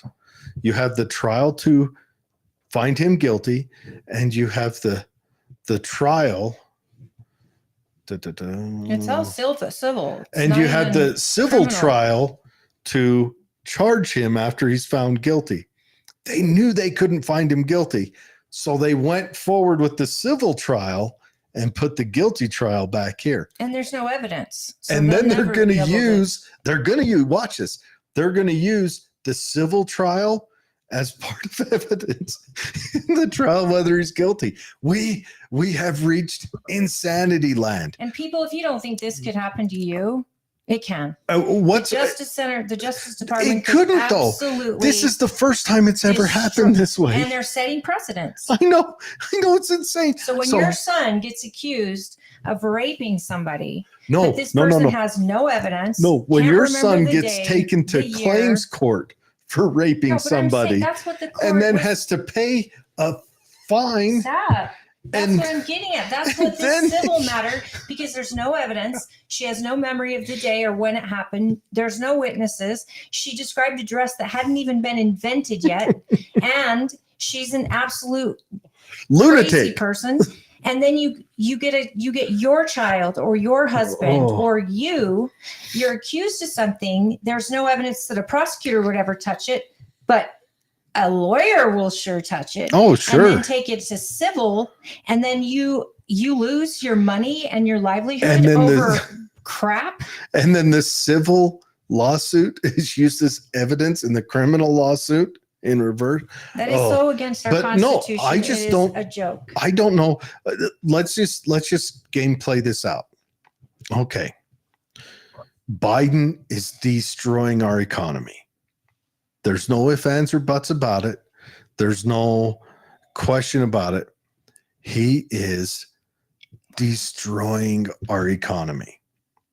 He just is. All the decisions he made right off the start, I don't think the he the made any of decisions- those. the decisions he's made throughout, the decision with the border. It's an economic destroyer. He's You just mean the doing it. people pulling his strings. Okay, you're 100% correct on that, but this administration is destroying our And by economy. destroying our economy, and by doing all of this, the end game is that you need the government. Well, here's the question: if he Empowering the wins, do you think the Republicans won? The Republicans are already world renowned right now for trusting elections, right? No, So absolutely. he not. wins. Do you think the Republicans sit down and take it? Do I think they will? Probably. I don't. Do know. I think they should? I don't think that. But if they don't, what are we looking at? Well, we're looking at an overhaul, and it has to be. The problem is you cannot. Are we looking You at cannot take violence? You cannot use the federal government to run elections in every state. I mean, they want to do that. Are we? But what are we looking at if the Republicans don't take it? What are we looking at? Strongly worded letters, of course. That okay. Now let's say Orange Man wins. Do you think the Democrats are just going to let buildings in their inner city stand and not Oh be no, they'll and destroy not their become own kindling? towns. Yeah. They're like Philly after winning a Super Bowl. Just But destroy their own do you towns. think that the media is just going to sit down and not going to be a part of the CIA and the FBI cooking up the We're next back thing he to did? 2016 through 2020. That's what So, happens again. I this don't know, time, but this is what I'm The saying. American people are fed up. This is what I'm saying. I don't see our current society making it through 2024. I don't see it. What do you see? What does that look like? I don't know. Kendall Keys says you need That's a separate thing. Oh, Mr. Producer, if you would just text her that we are doing a live podcast. send right her the now. show. Yeah, till 6 p.m. I don't see us coming out of the other side. What does it look like? I Not coming don't out the other know. side? Does it look like the end of civilization where we're back to colonial days? No, and no. sporadic? Like, you got to No. explain yourself. I see. Sorry, I'm a little nauseous. Are Sorry. you? Yeah, but I think it's just the heat. The heat. I know I'm weird. I know. I got a body temperature that is probably so hot. So hot. No, what I see is, I don't know.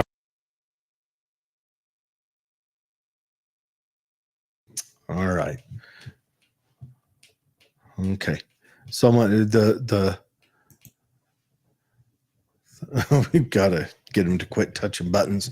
What I see, I don't know. Civil War. We're not muted now, are we? No. So what does civil war look like? Is it states joined together, borders created? Well, so happened in our last Civil War. Of course, this one, National this one, Guard? I don't think it'll be like that. I think it'll be more of a class civil war, like all the other civil wars we've seen. Aside, it'll be Syria is kind of a class civil war, class and religious ethnic civil war. Egypt was a class civil war. And Fred, hi Fred. No late stage republic recovers from this. No, maybe it'll be like Rome. How quickly in the whole world, in all the time the world has existed and governments have existed, how quickly would this put the light of America out? Only given us a couple hundred years. Well, in Rome, it actually made Rome stronger for another 150 years. It fell. It made them officially an empire. And they learned nothing. Oh, we learned nothing. Right. This is what I'm saying. Like what O'Malley says, it'll be hell on earth. Well, I mean, what does that look like? Are we all held up in our houses? Are we held up at our borders for states? I don't know. Is it red states against blue states? No, I think it'll be. Is it the people versus the federal government? Is our military There'll be a lot of taking that action against citizens? Looking at it historically is it will be classes of people. So right now, the Republicans are for nobody. They've been for nobody for a while. They still want to be for the ultra wealthy businessmen. I absolutely disagree. But you're talking about deep state type Republicans, right? You're not talking I'm talking about the regular Republican. I'm talking folks. about the Republican Party. Well, Rona Daniels is out. Sure. And when we'll see what happens next. But she's doing the same thing the person before her did, and the person before him did, and the person before him did. So hey, I want Fred to call in. But let me finish my statement here, because you keep cutting me down. So I apologize. I know. What I'm saying is the Republicans really have no base they're shooting for. You've got Donald Trump, which is shooting for kind of the blue collar populist movement. And the America First movement. That's kind of the same. And then you've got the Democrat Party shoots for that college educated, it's all college educated, the laptop class, some people call it, the managerial class. And that's all every law they write is in protection of them. And the Republicans are on their back foot. So anytime they write a law as a Republican, it's reactionary. Well, or it's a tax credit to try to foster back support of the wealthy businessmen. Or it's a tax credit to try to get businesses to hire more of the Sure. blue-collar. I'm not saying it's a bad thing. I know this tax credit thing gets a bad rap, because I'm not saying it's not, because it did. It boosted our economy. But in black and white, it reads like it's a bad thing. So what we're going to look at is it'll probably be like a populist rural movement against cities. The only question is which side does the military go to? Because if whatever side the military goes to, that side wins every time. I think the military, and I hope the military will side with the Constitution and the rights of the people. Good. But they may also be divided. And I'm not going to put this in flowery terms. Fred is calling. It's the military will side as it stands today with conservatives. But I hope so. If the conservatives are goaded into doing something bad, that's what'll change it. Something stupid. Put Fred in. Yes. And our Mr. Producer is trying for the first time. So be good to our call screener folks. Be gentle on him. All right. Hi, guys. I got Fred. I got All Fred. I right, also have Fred. Carson's listening in. So go ahead, Fred. Ask him talk to our hosts. Yeah. Hi, Fred. Can you guys hear me? We Yes, can. sir. Can you hear me? Yes. Yes. Okay. Yeah, I can hear. Yes, we can hear you, Fred. Oh, I wonder if he's getting echo. Are you getting echo, Fred? I am, but I'll fight through it. Go ahead. Okay. Hey. It's a lot better now.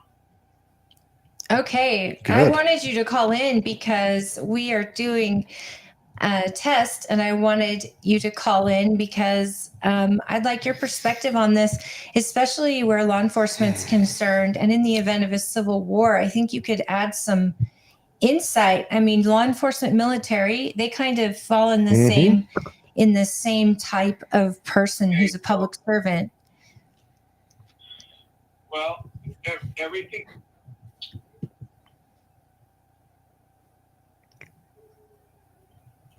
Oh, Go Fred. ahead, Fred. So just so you know, on the test, you guys, everything you said, Holly, about 10 seconds after, you said it again, and you were talking over yourself. So that's how your test is going. No. Okay. Well, we're working on it. Okay. You just talk and we're going to listen.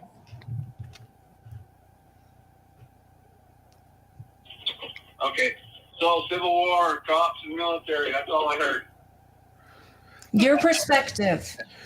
Dwayne, maybe you could tell him what I'm trying to say. Fred, how do you think the country's going to look after the 2024 election?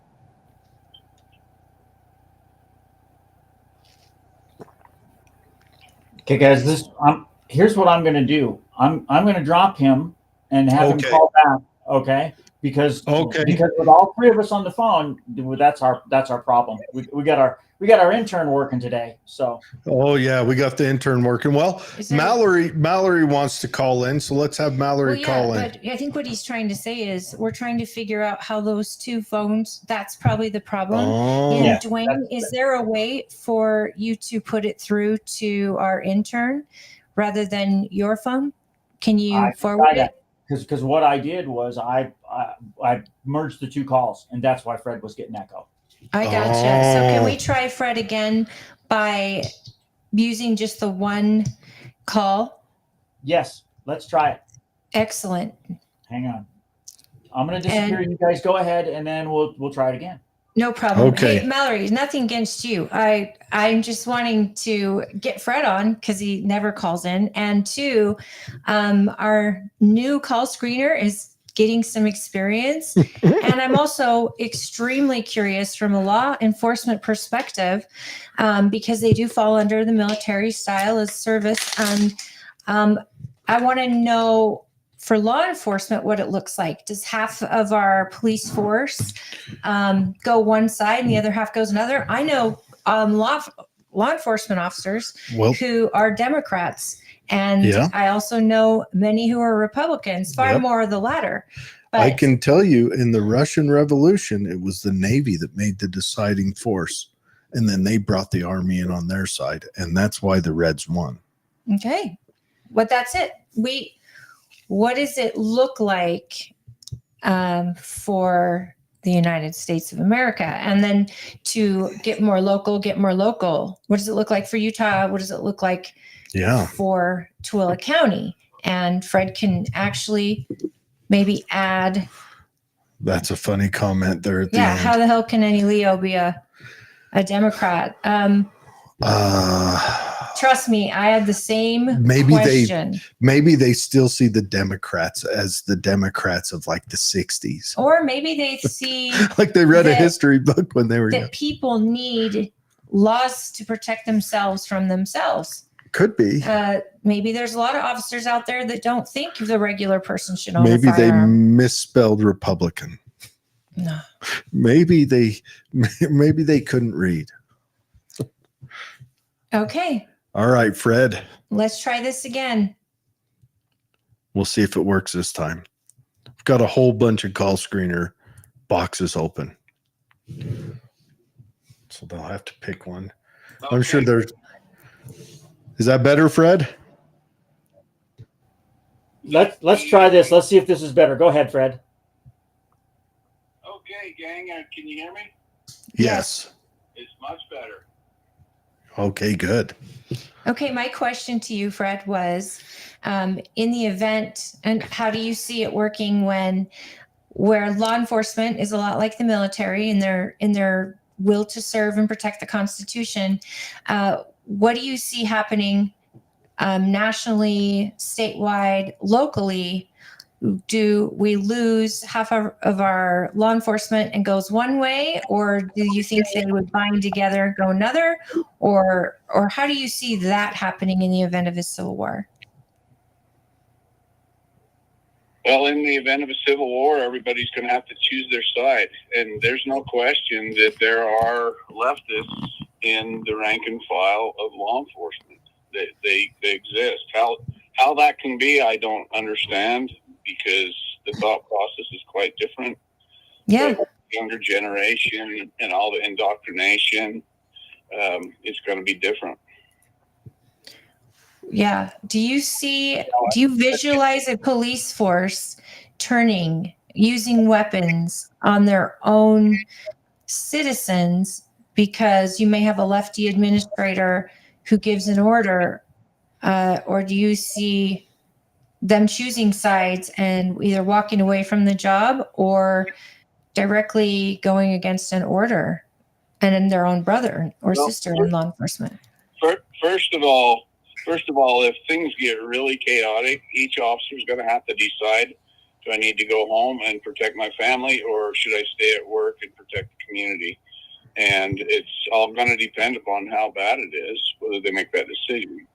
Then if things split up, then each officer is going to have to decide which side they're on. Now, I myself, to shoot another officer, are you kidding me? That would be a very difficult thing to me, right up until the point they shoot at me first. And then the military need kicks in, and it's a different game now. How wild would that have been in 1860, and you're fighting against guys you went to West Point with, your classmates? Yeah, that's crazy. That's a lot to think about, isn't it? Your own brother. That's what they did. That's an ugly thing. You had brothers fighting against each other. It was horrible. Yeah, it's insane. But I don't know. What are your thoughts? Do you think we make it through this 2024 election?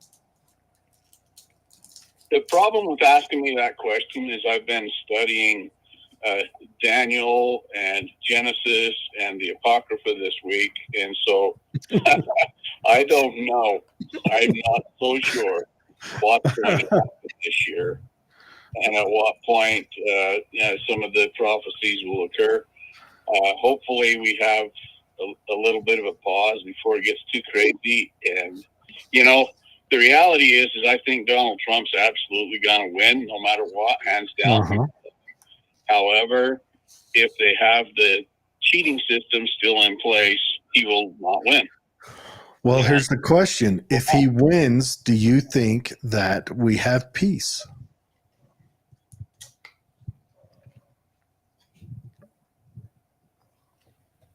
I think we have peace. Yes, I do, because I do not believe his enemies are bold enough to do anything other than terrorist hits, small terrorist hits, which is something that we can deal with. Fred, I know in my experience with law enforcement, in my own personal experience, I saw Donald Trump had a lot of support from law enforcement because he in turn was giving law enforcement support. And even the Summer of Love, that wasn't people against Trump. That was people acting out over law enforcement. And do you remember Trump's inauguration, 2016 or 2017? You remember what they did in DC? Yes. They screamed at the sky. No, they burnt buildings down. Yeah, because burning your own city. They rioted and burned the town. They burned their own community down like they always do. I want to mention this. You said we can deal with terrorist actions, but historically, the United States has dealt with terrorist actions awfully. We don't have a historic record of absorbing terrorist actions. We have a record of philosophy on how I have my own philosophy on how we should react to terrorist hits, and it comes clear back from when I was at Fort Huachuca, Arizona, when I was just a young pup, and we were studying terrorism and terrorist counteraction. The goal is to create mistrust in your government and fear in the people. The best thing we can do if we take losses from terrorist hits is to wake up the next day and be more productive than we were the previous day. That is the That's best right. terrorism. You remember? If we become less productive, they got what they were shooting for. Right. You remember when Ron Paul tried putting that law in that we can't react to a terrorist reaction for 28 days, that we can't do anything? We have to sit. We can't write any laws. We can't impose any warfare for 28 days. Remember, Obama was telling him, even in action, you're not allowed to shoot at a terrorist. Well, no, I'm unless they saying shoot that you would first. that would have been the best thing ever, because what did they do on our last terrorist hit? Well, they put in the Patriot Act, and they restricted our rights, and they started surveilling us, and they took away as many amendments as they could, either openly or secretly, as they could. And Fourth Amendment went away. They talked martial law, and martial law was like first brought up that the president can enforce martial law. That should terrify every American. Well, just what happened? The Patriot Act should terrify you. It does. Right now, they are listening to your phone. They're just doing it. I hope they're watching our show. As for terrorist activity in 2024, I don't believe it's a matter of if. It's just a matter of time before we start seeing some significant terrorist action inside our borders. And I've been saying this for 3.5 years when they opened the borders. There are so many terrorist cells in this country right now. And it only takes 5 to 8 guys and somebody to fund them and someone with a plan, and you've got yourself a terrorist action. Well, I'm going to lay out. And a few members of the FBI. Well, I'm going to lay out what I think they're going to do is I think they're going to do what they did in Chad or Chaz or Chop, whatever they call it, and what they did down in Atlanta and at the Wendy's and all that. And I think they're going to do such actions against federal courthouses and federal officers to where the feds respond to heighten up more incidents of more contact. And they're going to keep doing that. And they're going to do it. I think we're going to see the left, if Trump wins, we're going to see the left do it through riotous means, trying to go to reaction out of law enforcement, to demonize law enforcement more. I think the media is going to be completely on board with it. And if Biden wins, I 100% agree. And if Biden wins, because I'm not that concerned about terrorist operations. I'm just not. I'm hoping the Republicans have woken up to it, but they'll prove me wrong. Don't worry about it. They have in the past.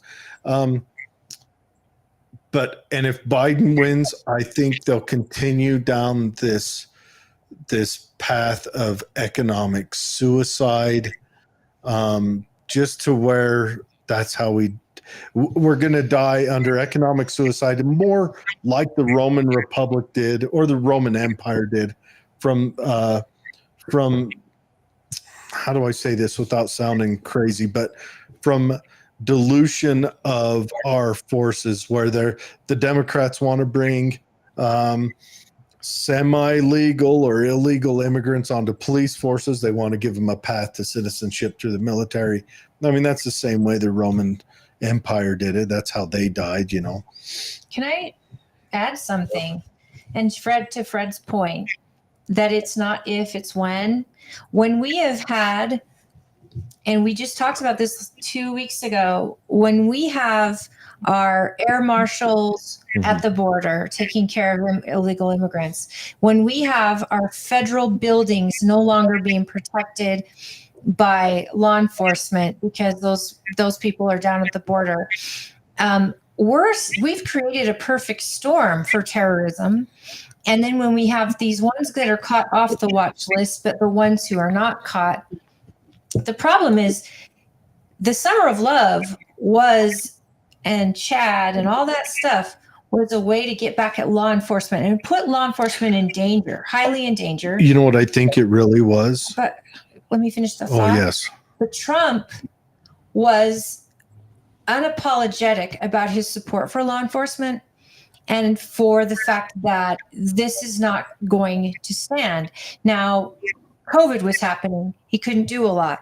But when officers were put, when you had Obama take office, within the first year, you got Officer Crowley, his name was James Crowley, who is having to have the beer summit at the White House because he was called to a breaking and entering call on a black professor because people thought a black man was breaking into the house. The officer was doing his job. He was respectful, but it was under Obama that there was this huge rush to defund the police. And then you've got the riots happening outside of St. Louis, and you've got all of these things, a perfect storm now where you add terrorism, and I'm including people like Antifa, homegrown terrorism. And I think that regardless of who's elected, they have to have somebody that is the bad guy. And I think the Democrats are quick to make it law enforcement. And so I worry that very fact that we would have our law enforcement being in danger again without a President Trump. And I think Chaz and Chop, I think they were trying to goad Trump into reacting with force. Sure. Yeah. I think they wanted him to. That's why they kept attacking the federal courthouse. But then they did the opposite and said, stand down. And yet our federal buildings are burned. People were in danger in Chad. Women were raped. People were hurt. They wanted the feds to try to enforce that because they wanted to call Trump a dictator. Right. And they were trying to goad him into action. States' jobs to handle it. No, Trump handled that well, or his lawyers told him to. However that played out, that was handled correctly. Sorry. Go on, Fred. Back to your original questions. The problem we have is our world is so much more complex and chaotic right now. There is no way anyone can predict what would happen.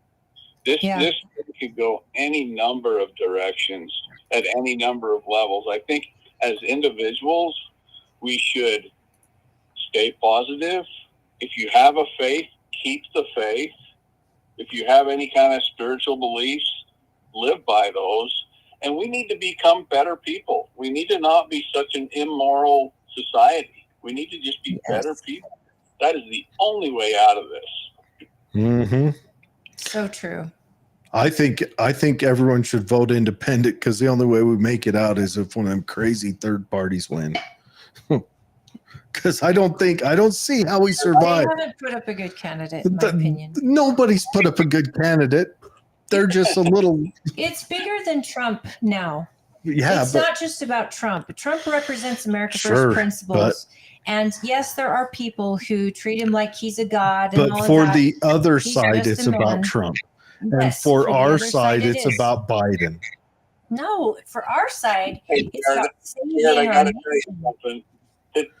Today I was asked what my political standing was, and I said I'm a Republican, but I'm a registered Republican, but I'm actually probably more of a libertarian.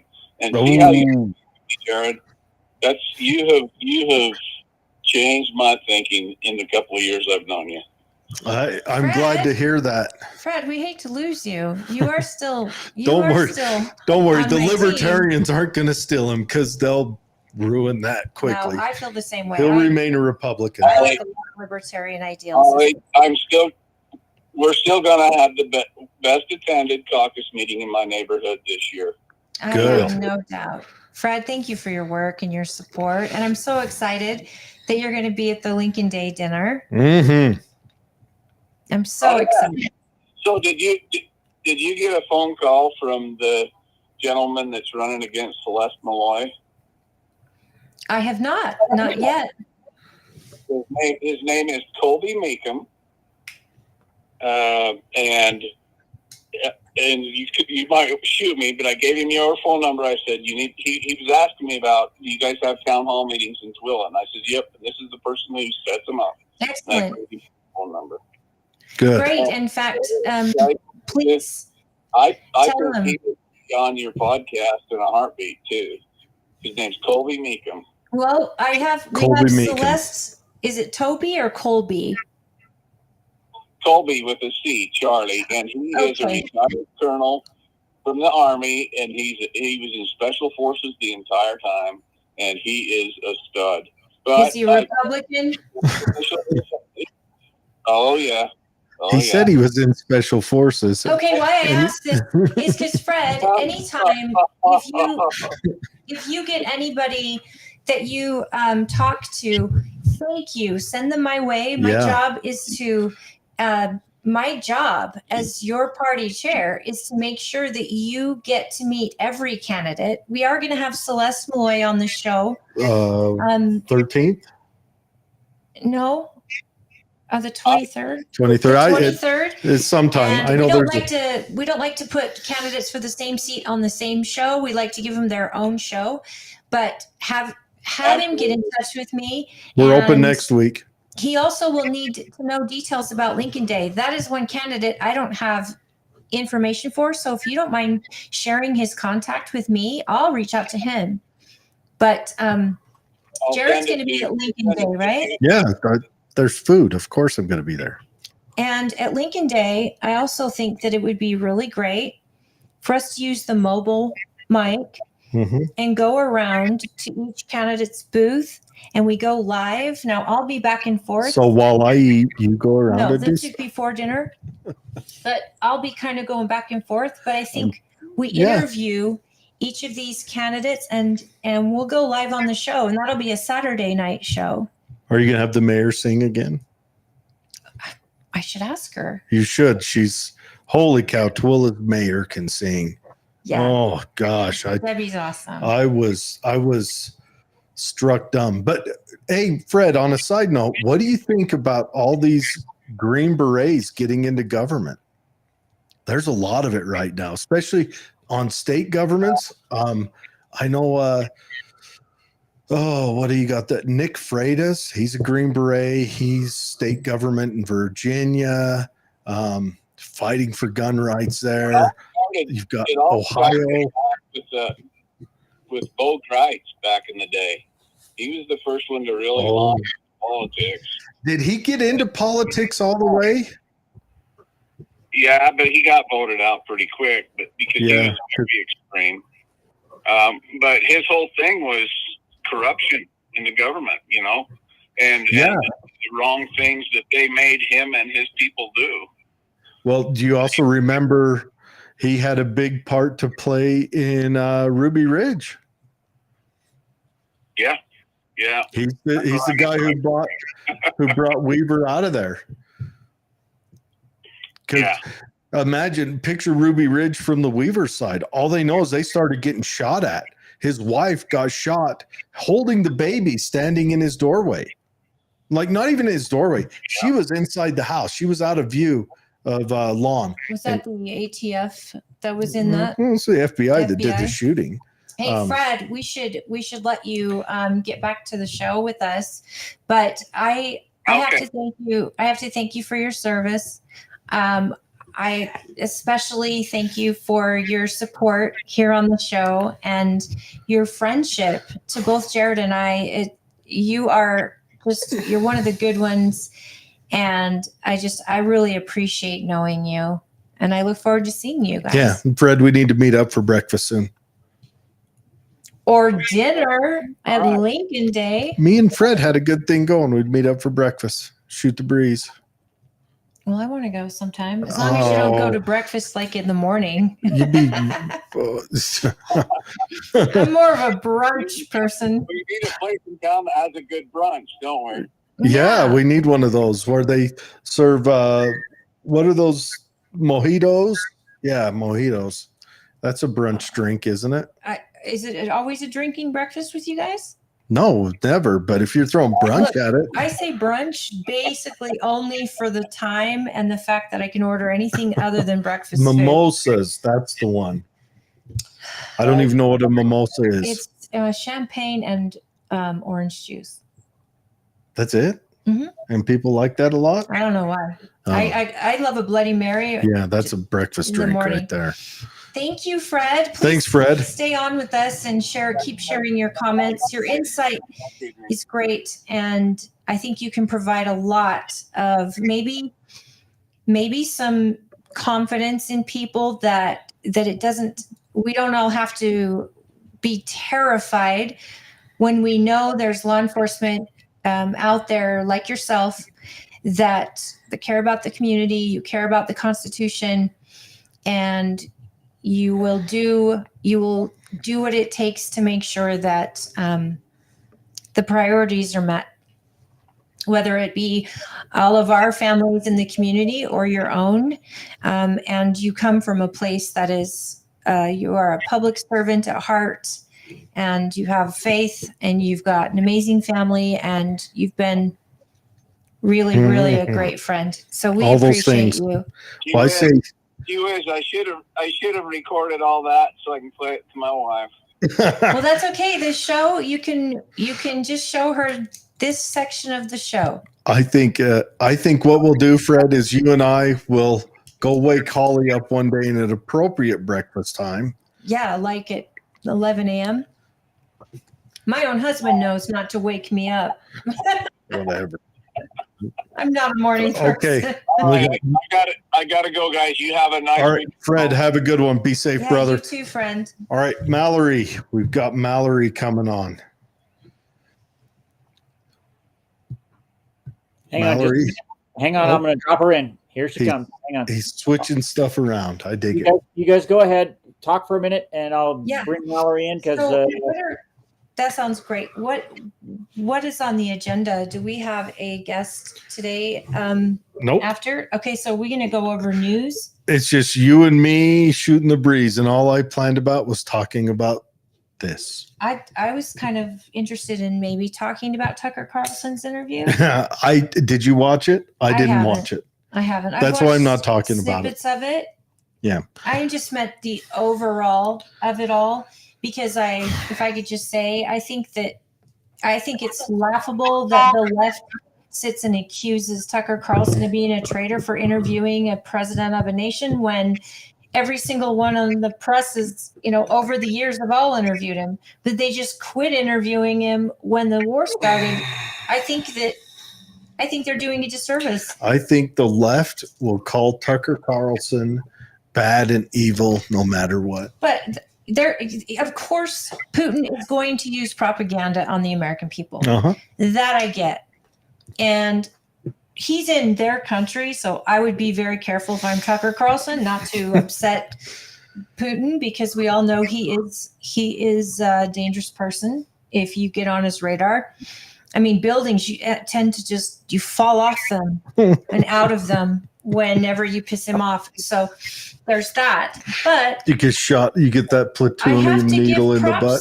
To Tucker for going there. Everyone's interviewed Zelensky. Oh, I dig it. And, I appreciate some of the things, the history. I know everyone wants to interview Act Blues #1. Putin he gave a lot of historic information. I did hear that part where he's talking about the history of Russia, and maybe we should watch it and then talk about it next week. Yeah, let's do it. Okay. But Mallory's here. You want to talk to her? One second. I do that with the absolute disclaimer that I know there's a lot of propaganda in that interview put out by Putin, and I am by no means a huge Putin supporter, but I'm by no means a Zelensky supporter either. I don't want to be involved at all. That's just me. Go ahead, Mallory. Hey guys. What's up, Mal? Fred, thank you for your comments. What? What's up, Mal? Okay, so Fred, oh, God bless Fred. He is such a good guy and such a good person, and me and him talk all the time, and I just love his perspectives. His perspectives are invaluable. But he's, he's the nice guy on this topic. The last 2 weeks, the information that I have seen and heard and caught up, I had to do some catching up after the SHOT Show, and a lot happened when I was there. So, to me, I'm at the point where there's no way to put this nicely anymore. Okay? I am swinging the sword of truth indiscriminately. Okay? It's coming. It is coming. No swear words, but tell us. The decay is too far, has gone too far in our society and in every single institution. Every single one. So, you better wake up. There's a story in the Old Testament about Moses. All the Israelites, they got bitten by snakes. And Moses went to God and said, hey man, we could use some help here. And God gave him instructions that I'm sure seemed very strange and totally out there. Why the hell would you have me raise a serpent up on a stick? And that's going to heal the people? But the story is, anyone who chooses to look upon it will be healed, will be redeemed. Now, we know that story was prophetic of Jesus on the cross, our redemption, our kinsman redeemer, right? We know that. But look at the story. Those who are willing to consider, those who are just swallowing your pride, swallowing your ego, and just consider that perhaps everything that you think you know is bullshit. Okay. Remember. Consider that society will fall. Consider that this whole society that we live in, chaos lies just beneath the surface. Right. All right. They don't necessarily have to.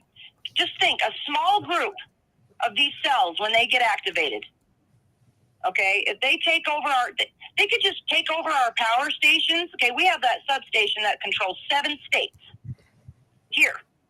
Now, if they just take over our substations and just turn it off, you're looking at absolute chaos. Yep, satellites too. Now, you got to understand that these wars that are going on, they will do nothing but grow. They will, at some point, explode. They don't get smaller. They get bigger. And you have to remember that we are being destroyed by all these people in power right now. The U.S. government is funding all of this. They are orchestrating all of this because they hate this country and they hate you. And it's both parties, right? Believers in global government. That is what they believe. That is what they are orchestrating. So if you can't swallow your pride and your ego and look up and consider that everything you know is about to change, you will perish, as the Israelites did, who couldn't swallow their pride to look upon the serpent on the stick. Okay, that is the meaning that is relevant to us in this story. And I cannot tell you the sense of urgency that I feel watching all of this decay. Okay, Governor Abbott is a WEF stooge. He is on the website. You can look it up. Governor Cox was absolutely happy to jump on board. It is all a show, or it's a trap. What are you going to do? Go down there and arrest migrants? No. Okay? They can walk a half a mile down the road. Their videos are online. The gate is wide open and unattended. And all those soldiers that are at Eagle Pass have rifles that have no bullets in them. It's all crap. Do not fall for it. Turn off Fox News. Turn off all the media. They're trying to hype you up and make you do something and fall into these traps. The best thing you can do is prepare. Right at home, right? Yeah. Instead of traveling out and going and being part of that trap, Well, prepare at home. leave cities also, Mallory. Yeah. Well, some people can't leave cities. They don't have the ability. Got to escape the cities. Yeah. Those are the death traps. You will die. The cities are the death traps. What are you going to do for water in the city? How are you going to get clean water? How are all these people going to get clean water in the city?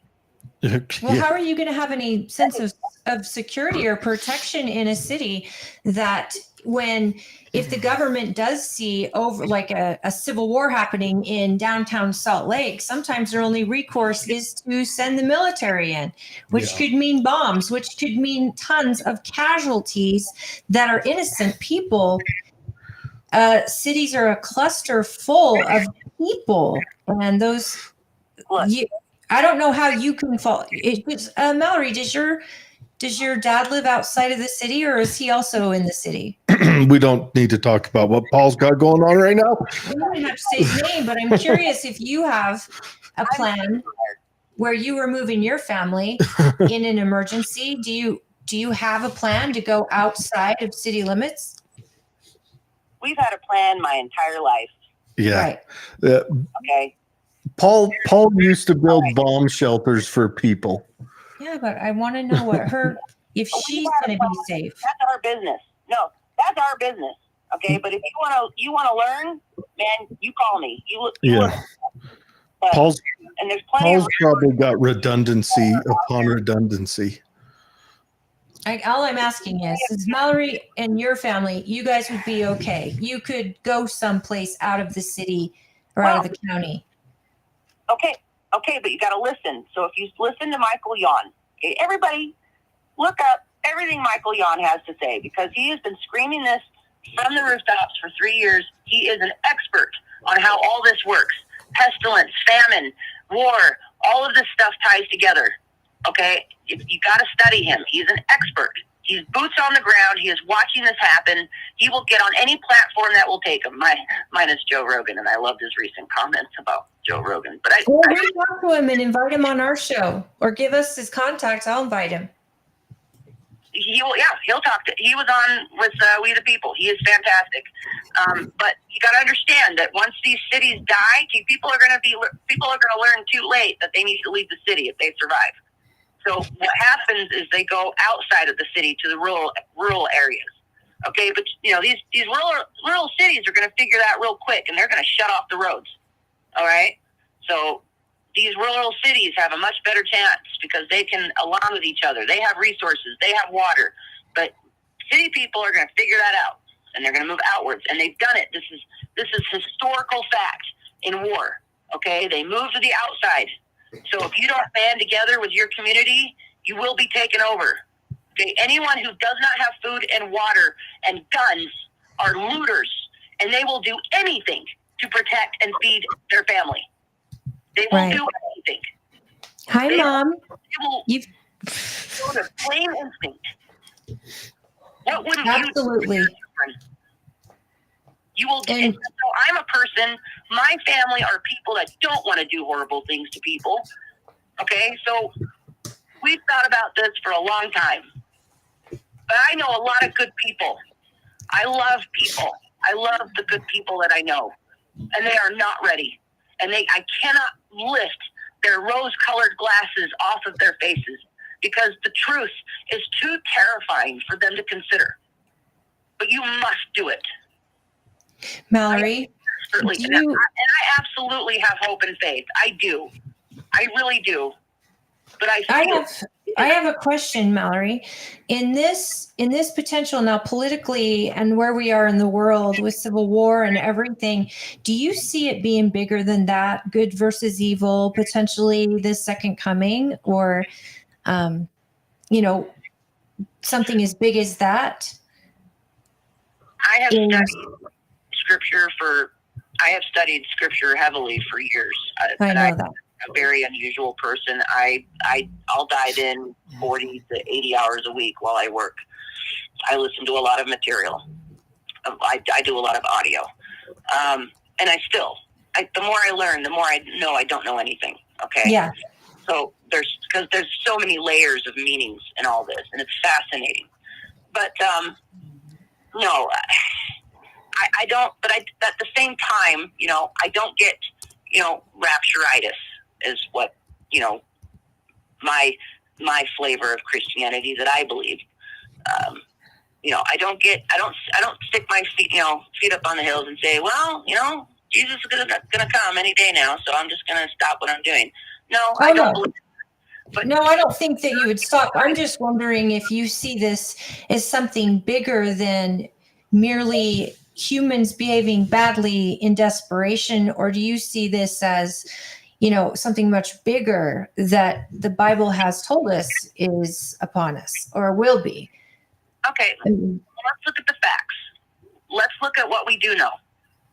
Now, is the U.S. government funding all these immigrants, including Governor Abbott and the Florida governor, DeSantis? They were busing these immigrants all over the country. And the right and Fox News were like, ha ha, now they have to suffer it. They were celebrating it. I was not celebrating that. No, they should have been turned away. And I know I have met these refugees and migrants. Okay. And Sure. The ones I met were wonderful. They were nice. I saved them in a snowstorm. And they didn't speak a lick of English, but God, were they wonderful girls. Okay. They were. Can I ask you a question real quick? What? Can What? DeSantis or Abbott, can any governor deport people? Not under this administration. Not under any. It's Well, they can call ICE, but this They can, administration will but- not. so the reason I agree with that is within their power, what they can do is they can buy buses. Yep. And they can get them out of their cities.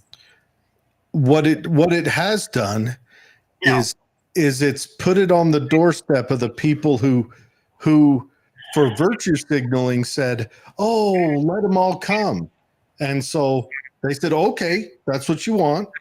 We'll let them all come. Right. And now all those people who were saying, oh, let them all come are now Right changing away. their tune. And I love it when someone who throws poo over the fence gets poo thrown back over their fence. I love that. Makes me Look, feel good. It's too In my little, pockets. too late. It's too little, too late. The damage is done.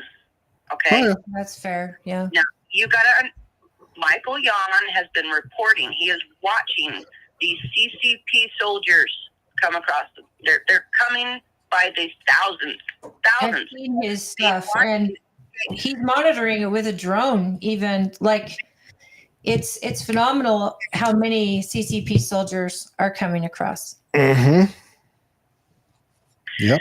Hamas, Hezbollah. Now you have Hezbollah, who have generations that have grown up in Venezuela. Okay, they look Venezuelan, they talk Venezuelan, they walk Venezuelan. Okay, you can't tell the difference. Okay, and if we've learned anything, is that any minorities, small, and I got friends that are Muslim, they're great people.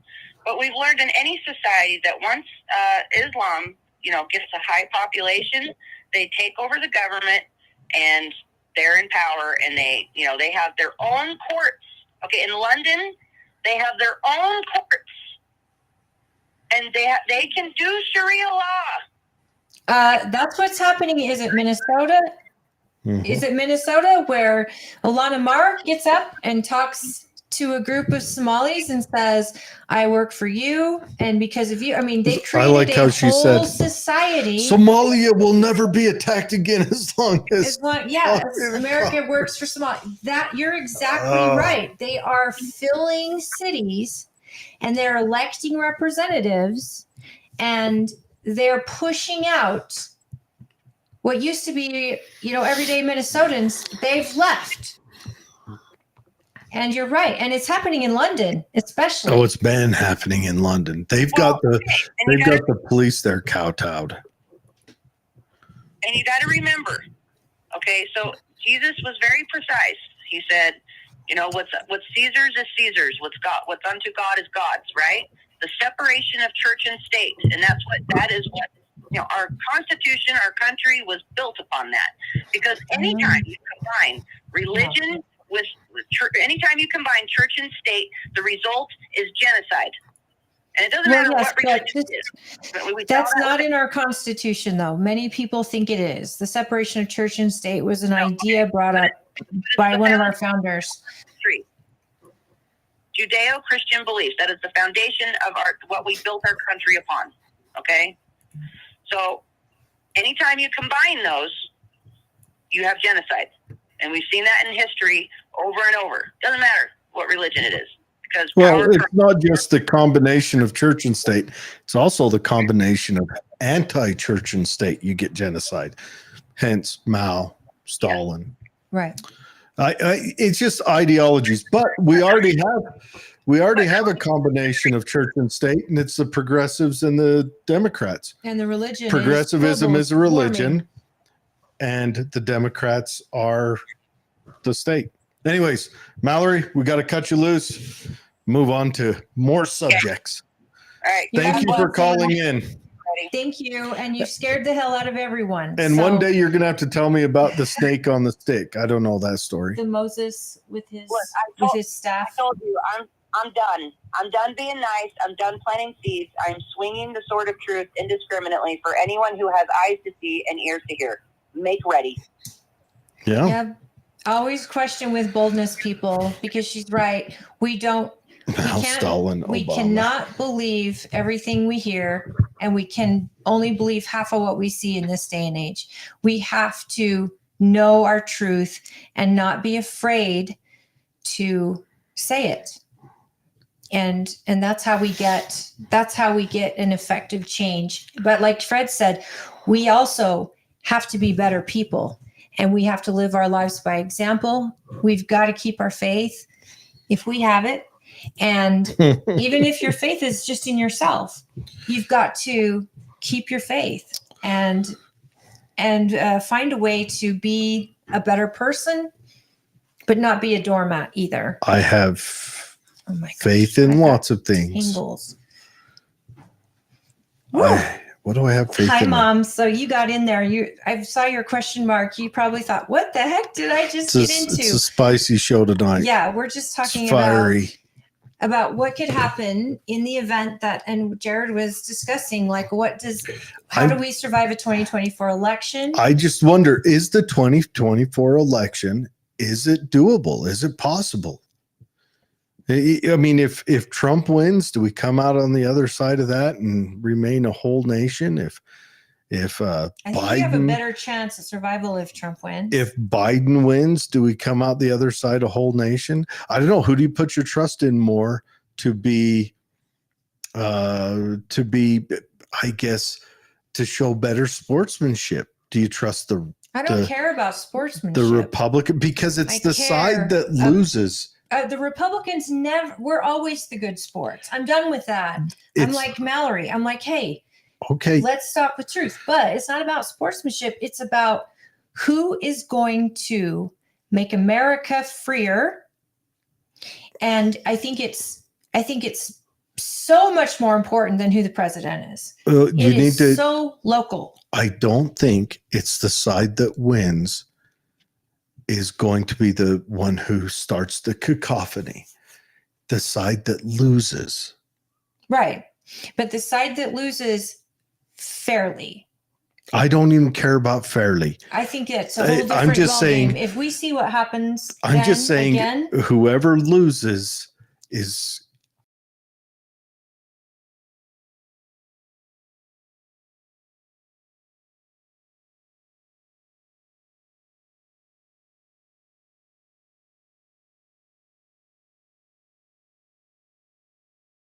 off.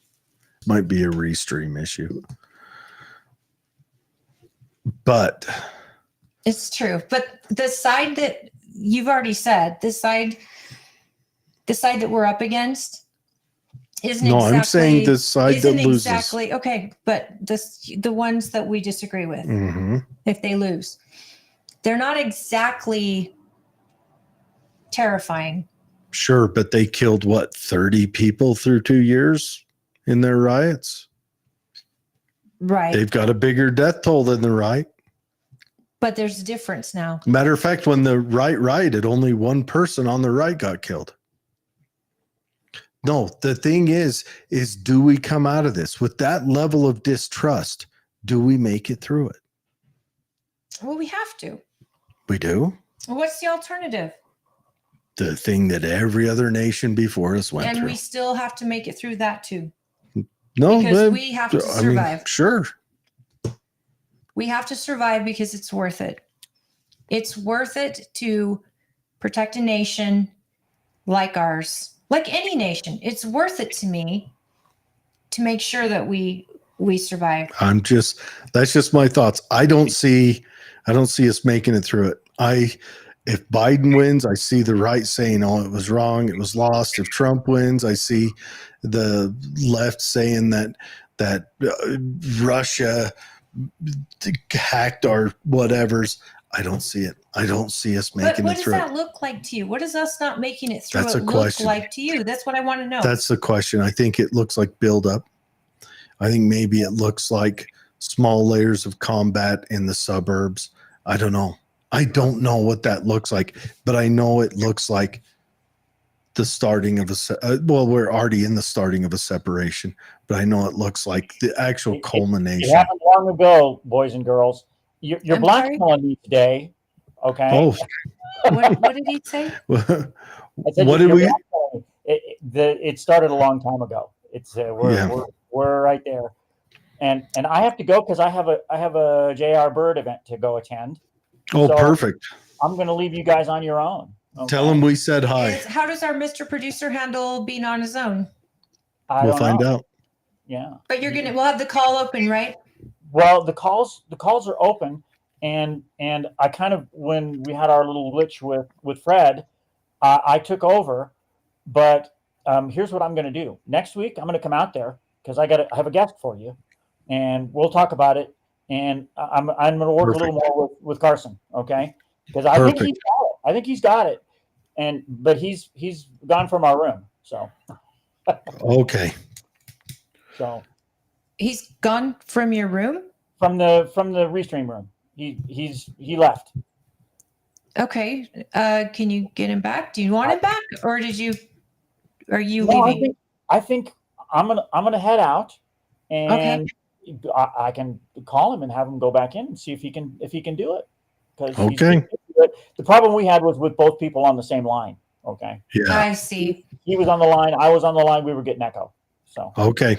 Yeah. Give him a call if he wants to come back on. If not, I'm going to call him and see if he can come back in, and you'll see do a callerless humana.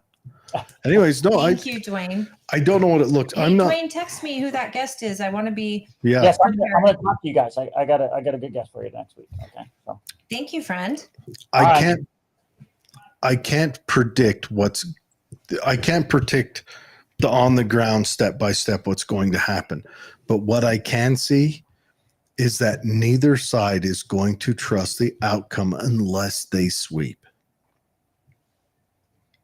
Right, but on that same argument, I would have said Trump swept last time. Sure, it doesn't matter. It doesn't matter whether he did or didn't. But neither side is going to trust it. No. And one side is going to act up. And right now, the Democrats are in charge, so they're hoping And it's always a party in charge that uses the military. And when I say in charge, I mean in charge of all of the institutions. And right now it's the left are in charge of all the institutions that freely use the military.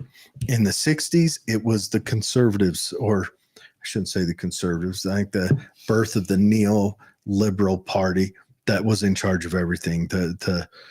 They were the ones that sent the military to the colleges and caused Kent State. They're the ones that put down all the uprisings. They're the ones that spied on everyone that was anti-war. Right now, it's the left is in charge of all that. And the left are dying.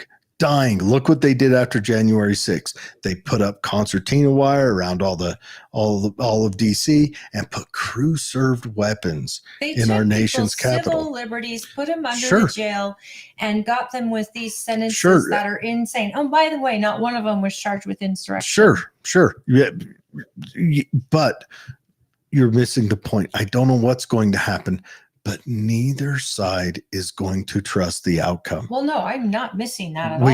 We have. So I don't see an avenue to come out of 2024 with national peace. I think we start as red states to join together and declare that we are still the United States of America and she is still worth fighting for, and blue states are welcome to come along.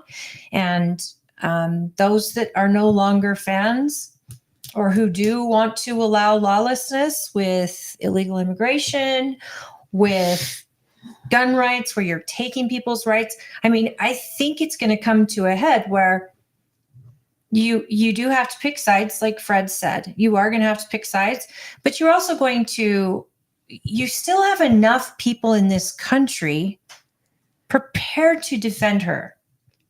And I think that is more on the right that is ready for that. But no way do we know. And trust is gone. That's evident. It has been. Since 2020, it's been gone. Hi, guys. Carson wants a little more practice. I'll be out there next week. And, okay. And he's daunted. That's good. We'll see you next week. All right. We got to build him into it. Carson is our intrepid young intern. He's an intern, and he I think he'll do it. I think it'll work. Excellent. We sure appreciate you. Thank you, guys. Yeah. I'm going to go see J.R. Bird. All right. Have a good one. Tell him hi for us. I will. Bye. Bye.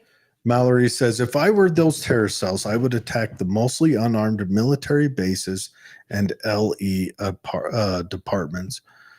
Maybe. I don't know. If I was those terrorist cells, I would attack both caucuses. I would do it in every state, just small things. I would do it because right now caucuses, you mean like caucus night? Right now, if you're a terrorist, you don't want to unify. You wouldn't want to unify the parties by making a terrorist act, because if you're a terrorist, finally the Republicans and Democrats get along, and that's the worst circumstance. There were no Republicans or Democrats on 9/12/2001. Everybody united for that day. Bingo. If you're a terrorist, you attack the parties separate. You don't poke at the nation. You poke at the parties, because what you do is you put on a red. Stop telling him what to do. Make America Great Again hat. No, stop it. And you go to a Democrat parade and you do something crappy there. You don't even have to commit violence. You just have to say something crappy. People on both sides. Or on January 6th, you just described what I believe is probably FBI's or Antifa or someone putting on a hat. You don't have to repeat yourself. And going on inside. See, this is where we get FBI or Antifa, like they're different. To what he said is making a great big bluster. Terrorists want to shock the conscience with a body count. I don't think they want to do that. Terrorists found out that didn't pan out. Terrorists here, right now, there is not any 5 nations on earth that could take us all at once. They could all attack all at once. We wipe the floor with them. China could invade any shore and they wouldn't make it 10 miles inland before we smoked them off. One, they couldn't Yeah, get but here. again, you're counting on our military But- and us to be united. But our military is still our military. But what they could do is they could cause the siblings to fight each other. And once that happens, No, they just have to. They Party's just have over. to disrupt our system. no. They have to just cut off all of the drugs that come to the United States from China. Seriously, people That would is- die. That People is would die. that is a good point. Yeah. Or kill our power grid. Or- I mean, they don't even have to put one foot on our shores, even though they've got hundreds of military-aged men already coming across Though the I'm border. still convinced China's not going to make it another 10 years.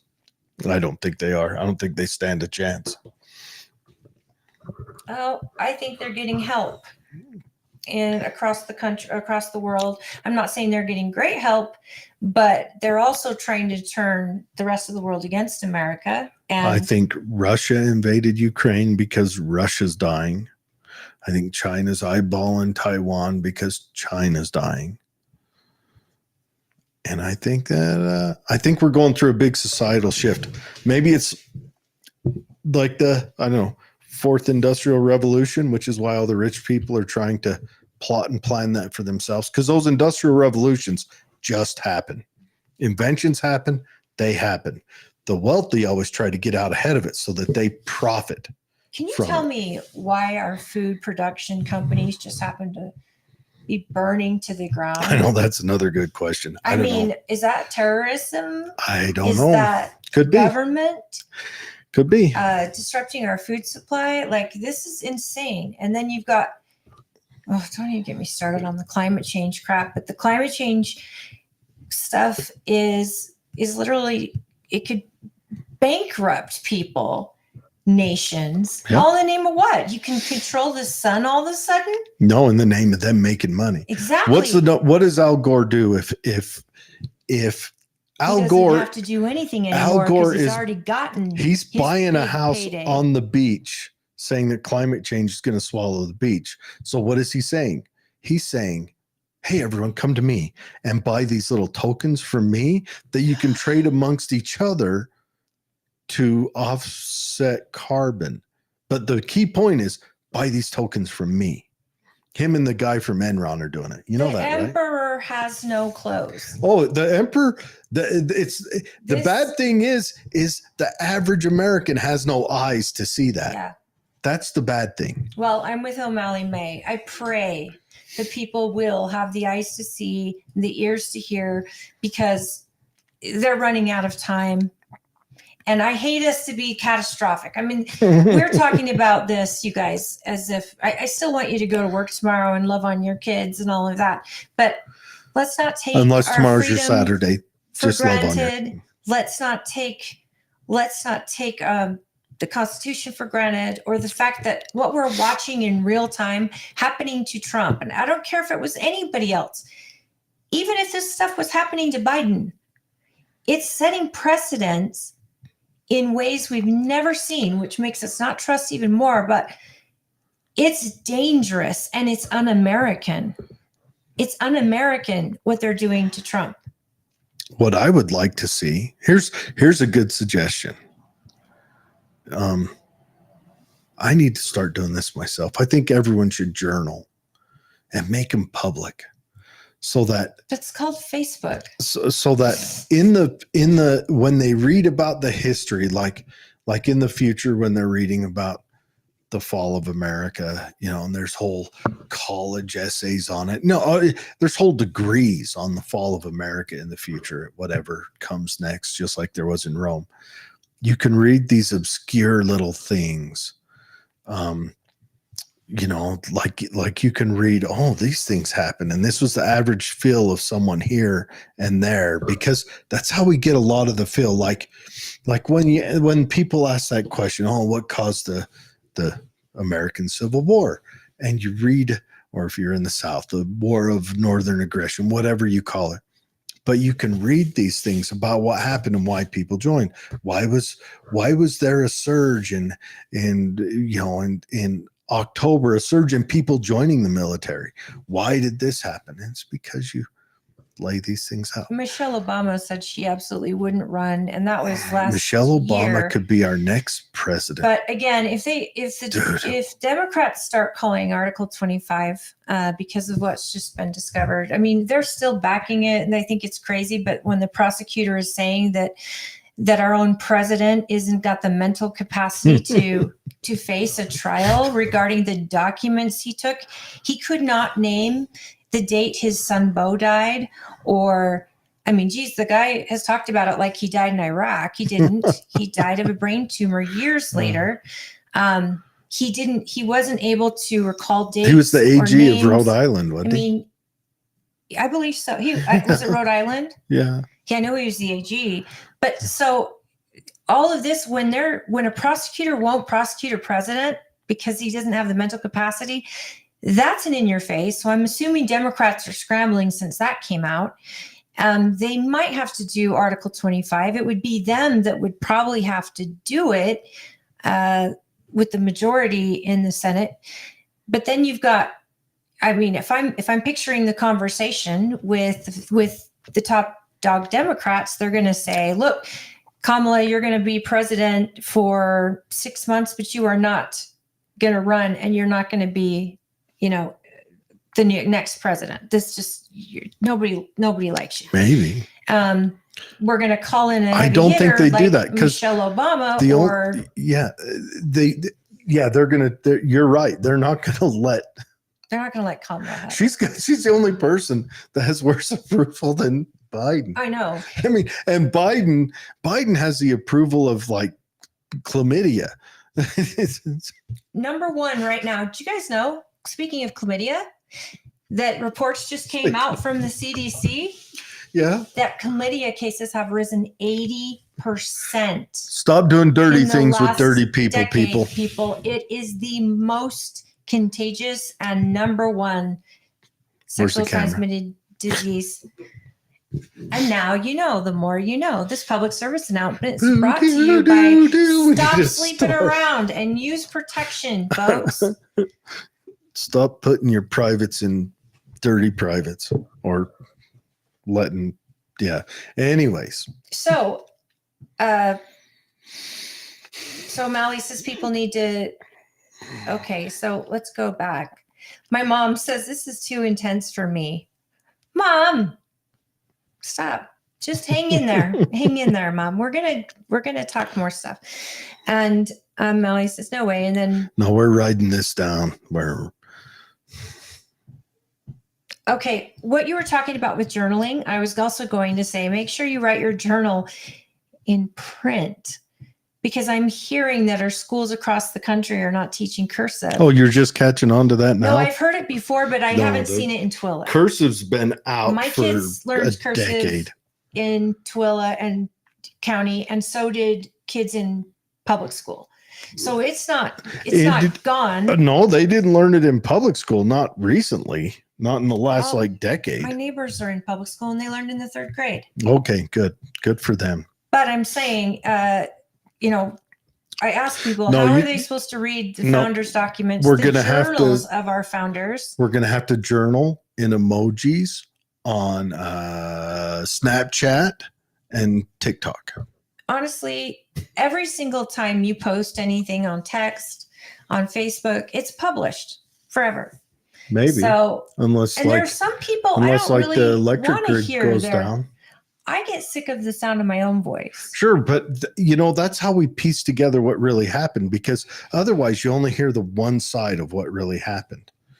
Like, why was there a great big surge in people joining the Georgian military during the Civil War?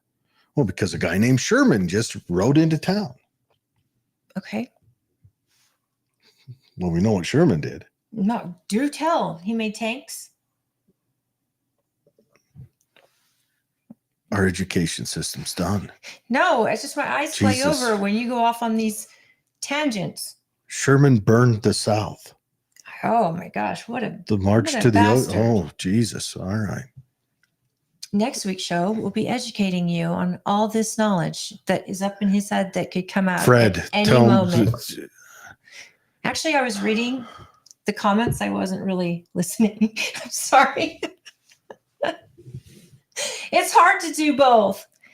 So she says journals can be subpoenaed and used against you. Well, absolutely. So? But telling his story and historians are absolutely necessary. And what's sad, if you don't write anything, other people will write history for you. Here's the deal. Journals can be subpoenaed and used against you.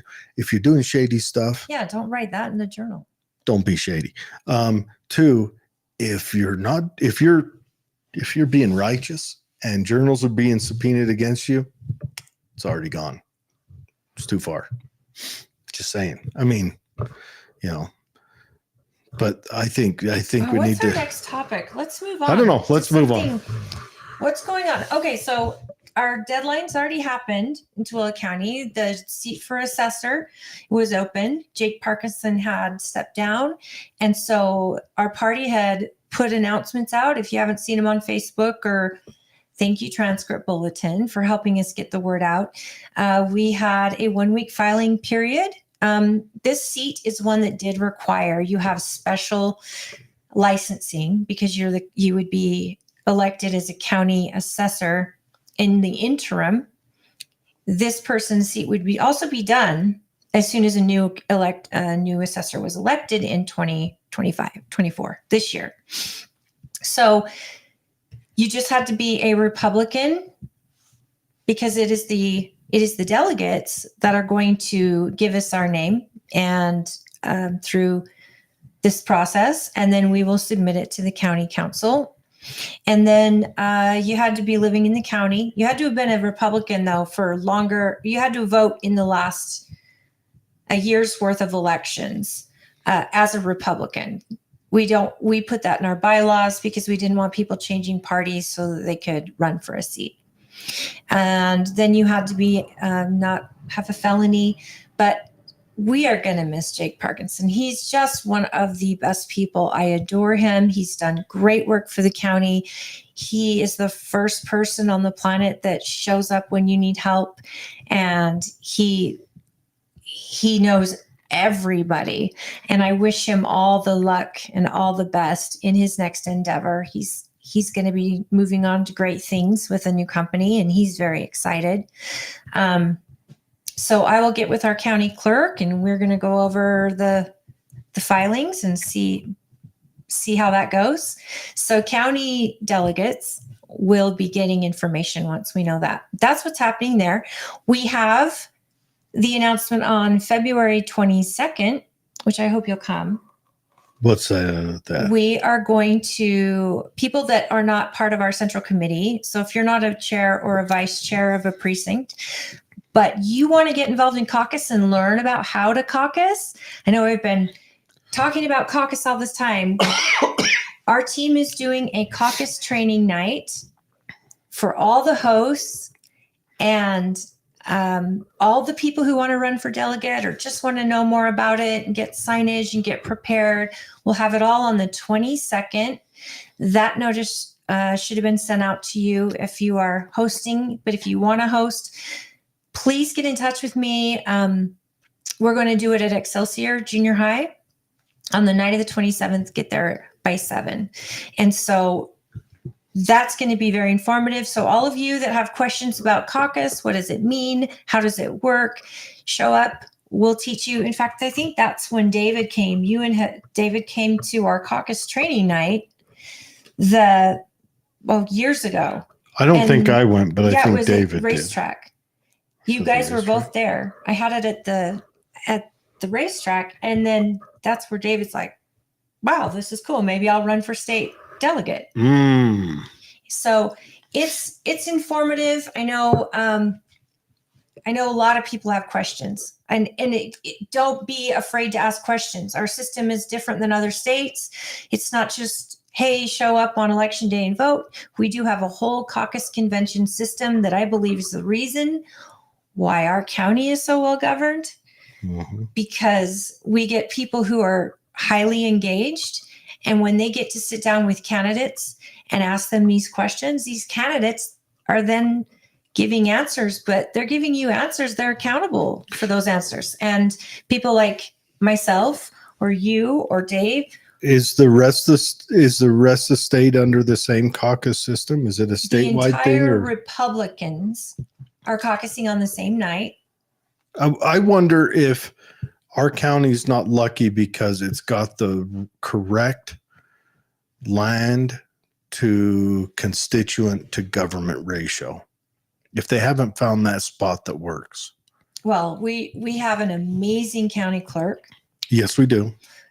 So I feel zero worries about elections in this county. Yeah. I know they're done with the utmost transparency and integrity. Mm-hmm. We have got an amazing county council. Mm-hmm. And I mean, just our sheriff, Mm-hmm. our surveyor, I know our that person. assessor, Jerry Houghton, our auditor, I don't know our assessor Allison because McCoy. our assessor's leaving. our treasurer, Mike Jensen. Hmm. These folks are all awesome. And the thing is they get down and sit down with you and they will talk to you and discuss things with you. And then let's say something comes up after they're elected, because no elected knows what they don't know until they get in this seat. Do they understand the job fully? So sometimes they'll tell you they'll do something, but they'll get in the seat and realize that's a little more difficult, but they'll work on it. The beauty of really highly engaged people is they hold you accountable, but they also know when you've done something great or you've kept a promise. And that's why I encourage everybody that if you don't want to be a delegate and spend all that time yourself, at least go to caucus and vote for somebody to be a delegate that will do the work. And not only that, they will inform you of their experience with each candidate, and they will seek your advice and thoughts and the issues that matter to you so they can bring them up to these candidates, and they can make a very educated vote at convention. And that goes for state, that goes for, if you're going to be a state delegate, I highly recommend if you win that night, get as many people that are in attendance as information, either an email's probably best, and then journal your experience with each candidate, what issues you discussed, what their answers were, and all of that, and then email these people out. Even if they don't respond, you educate them on why you are voting the way you're voting, and then stay with them, because I love that I can run into any elected in our county and have a chat with them, and they know me, but they probably know Fred. They probably know David from meeting them at conventions or, meet the candidate nights. They get to know the engaged people, and they will have a conversation, and they are accountable to you, and they know they are. That's how you get a good local government. I think it's still ratio. I want to mention something. Allie says, we need to get vicious and demand our Republican reps that step the hell up. And I'm trying to think, is there a point in history ever when politicians saved the day?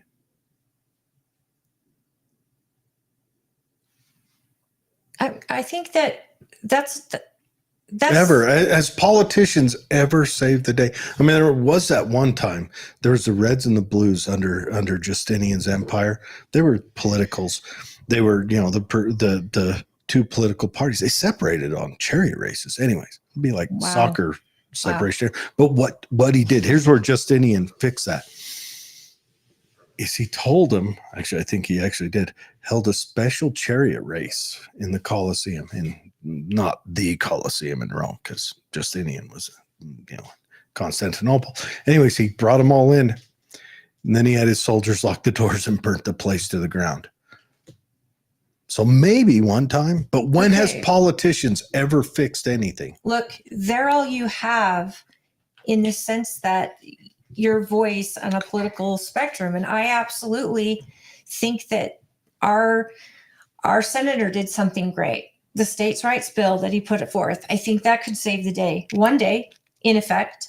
I think that Bridger's bill, though it's not as huge as, I don't know, all he'd be doing is but every little thing he's all done he'd be has doing been, is fixing what other politicians broke. no, they're Because the bringing states' new. rights bill, no, the states' rights bill's there. Okay, Tim It's the Jimenez. 10th. It's the 10th Amendment. Tim Jimenez is touching on topics that have never been brought up before because he has a specialized experience in I what he hope does. so. And see, so I'm not asking that's the number one rule. We don't need politicians to save the day. What we need is for them to protect the Constitution and represent you. That's what we need them to do. That's it. Save our own day.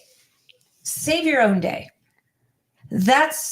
I don't like the government having to be You're put right. with, You're right. with Not saving the only day. have they not saved the day, we need politicians not to screw it up. Right. That's true. And we want politicians who That's usually what they do. I would love for every new bill that gets written, 10 have to be destroyed. Regulations. Or every new bill that gets written, it has to be less than X amount of pages, One has page. to be read by every person. I would like to see one page, but sometimes they're a little more complicated as a person who's recently delved into reading bills.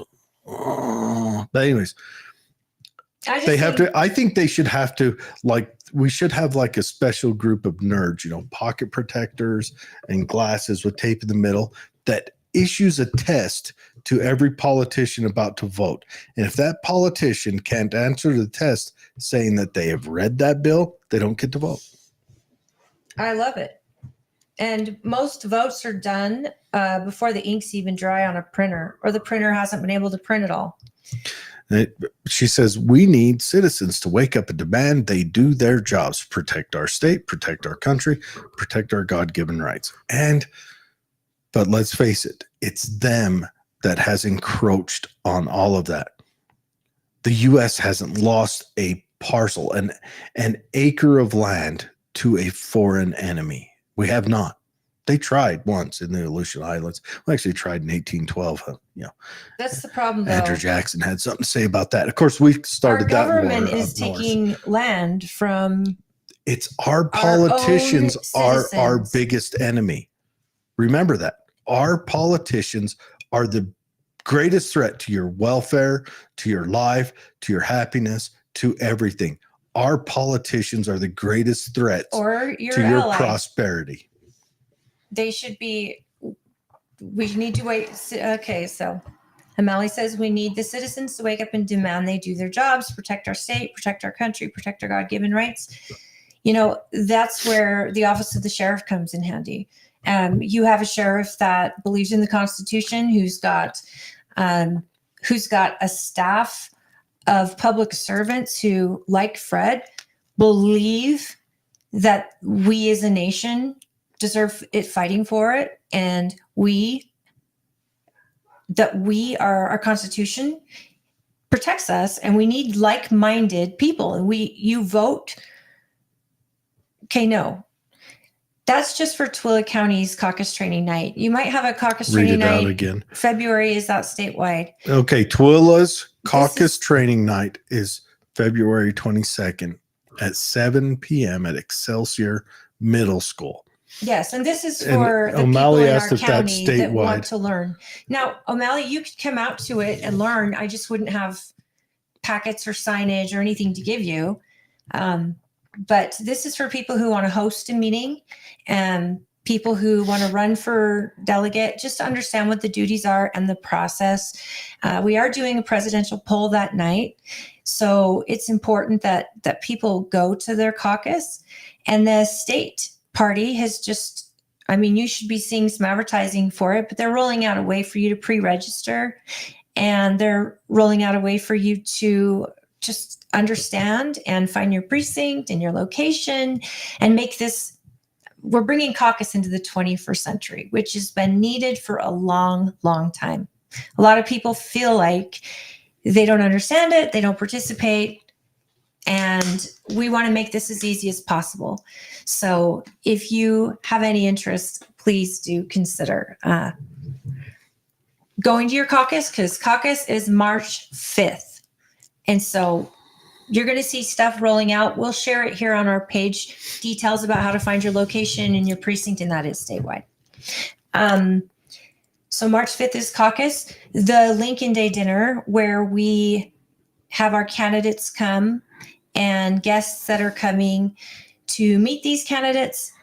It is not a political speech night. Now, no one gets on the mic and does speech after speech after speech. That happens in other counties. Not this one. I want it to be a night out where you can spend an hour at a reception getting to know candidates, and the rest we like to make sure that we get a speaker that's going to educate you a little bit on what's happening, inspire you at least to what could happen, and then empower you with ways that you can actually you can do something and what it is you can do. O'Malley's saying that the computer got hacked on the night. They had to mail her card to her. Have your card on you that's mailed to you. I don't know anything about this. I wonder,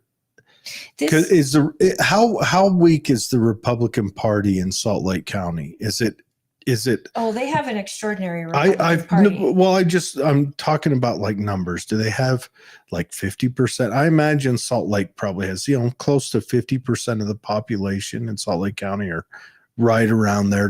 Because Salt Lake City is mostly Dems, but you go outside. Like a good level. And I imagine even Salt Lake City still, the Republicans are still meeting 30%, somewhere around there. So caucus night, the only thing you need at caucus night, and with the new state rollout, and pay attention to the Utah Republican Party on, just check their website from time to time. I will be posting it when it comes out, the link where you can pre-register. But essentially you will sign up and you show your ID when you get there that you're a registered voter. That's the requirement to go to caucus and to participate, is you've got to be a registered Republican. When I say participate, I mean vote. If you aren't registered, you're welcome to go, but you cannot vote. And vote for who's going to be the precinct chair, the presidential poll, the delegates. And then you just show up. That same link will, weeks beforehand, or at least a week before, you check it, then it'll tell you your location. And it'll tell you what precinct you're in, what location you're in. And if you go in and pre-register to vote, then we're going to have Rob Axon come on. He's also going to be my keynote speaker. I'm super excited for Lincoln Day. But him and his team have done a lot of work to try to make caucus very doable and easy, but also fun. I mean, the Democrats are not caucusing this year. The Democrats are doing an election, a presidential primary, basically. So they're actually running an election at their caucus. Do you think they're doing that because incumbency? Yeah. Okay. I like this comment. I totally hate the two-party system. We need to elect the best person for the job, regardless of party. I agree with you 100%, but I think because our president, it's our fault. We have imbued on our president such powers that he shouldn't carry, that he wasn't meant to carry. So we have made this the Super Bowl, which George Washington the warned big us guy about this. So of course, and party systems are awful because parties protect themselves first. Not Holly, I don't think even on your average local levels. But the party, the national party, it will protect itself first. It will enrich itself first. I don't think for a second that the Republican Party, National Republican Party, wouldn't sell this nation out for a price. And I can tell you right now, they have to I can tell you right now that capitalism. The Democrats do. And that's the problem, is the party becomes a structure that's like a shadow government, if you will, that runs the stuff, threatens. You might send a guy to DC, the party might be threatening them on the other side. So this person you sent, he might have gone there, or she might have gone there under wholly open and honest, means and had the best intentions. And then the party says, We're not letting you do that. Oh, well, I'm going to do it anyway. All right. Let's see how your funding goes later on. Let's see if our guy, the speaker, gives you any chairs in any offices. Oh, right. Mitch McConnell has destroyed careers. Let's look at it. I mean, so I think, yeah, the party system, but how do you do away with it? You know, should we try parliamentary and add more parties? Well, that doesn't really work. That's the other thing, though. Like, I don't know of another party platform that I can follow along and go, yep, that's for me. The platform. Sure. And then you've got Republicans pushing red flag laws. That's against the party platform. That's not in our platform. That's not, but Republicans are pushing it. Those are Republicans that need to go. And here's the thing is I can't imagine being a Democrat looking at their platform and feeling like the Democrat Party hasn't left you behind. Yeah. Because, you know, parties get bigger than their britches and they ruin it. They ruin it. And so that's why I'm saying local. I think Jared and I have pushed that so often. You have far more control over your own life, how you vote locally. Yes. And the party platform we have here is, well, it's nationwide, but we're about families. We're about freedom and lower taxes. And we used to be the party about war, but we've since now we're starting to flip. We were the party about war for about 20 years. Who started all the rest of them? I don't know. Who got us out of those wars? Because Obama didn't. Well, I mean, no, he kept it going. Those are the ones that have. But I mean, World War I, Democrat. World War II, Vietnam, Democrat. Okay. Korean War, Democrat. Melanie, what are you saying about the delegates are uninformed and follow blindly? It's not just, but it's the party system. I mean, I'm glad to see Mitt Romney's niece. What's her name? Rona. I'm glad to see her gone. She hasn't done. How many dirty looks you get at the state delegate meeting, Jared? I don't remember being there. But see, that's just the thing. She's talking about state convention. Oh, do I get dirty looks? That's just the thing, though. O'Malley, you're boisterous, you're loud, you are forceful with your beliefs. Other people that are have the same beliefs you do, but they don't feel the need to be loud about it. They feel like they're doing their duty just sitting in those seats, and they've done the work. Now, yes, you could taint that by putting people in that are nefarious with, an agenda that isn't okay. But I honestly believe that our delegates are the most informed. I don't believe they follow blindly. And I think that they just behave differently. I'm not loud at convention. I am a listener and I'm a watcher. I'm also a delegate. But it's so important for me to see how my delegates are voting and to see what issues matter to them and who they're choosing. I vote for my precinct, but I don't get loud about it. And I'm not blind. I'm not blind. And so I inform my precinct of what I've learned and who I like, but I also listen to my precinct because they're who I'm there to represent, not just me. It's not my values. It's my neighborhood and the people who voted for me that I represent. So it's not just my own opinion when you're voting. You have to vote for your neighbors. That's your job as a delegate, is to represent the voices that put you there. So everybody's different politically. I have neighbors and friends that are staunch Republicans, old school Republicans. I have neighbors who are Republican and then don't ever look again. They just vote the R. And then I have neighbors who are like me, conservative and tired. They're tired of the same old. They want something to change. But again, they don't want me acting a fool at convention because people stop hearing me when I'm yelling or being rude or shouting down candidates.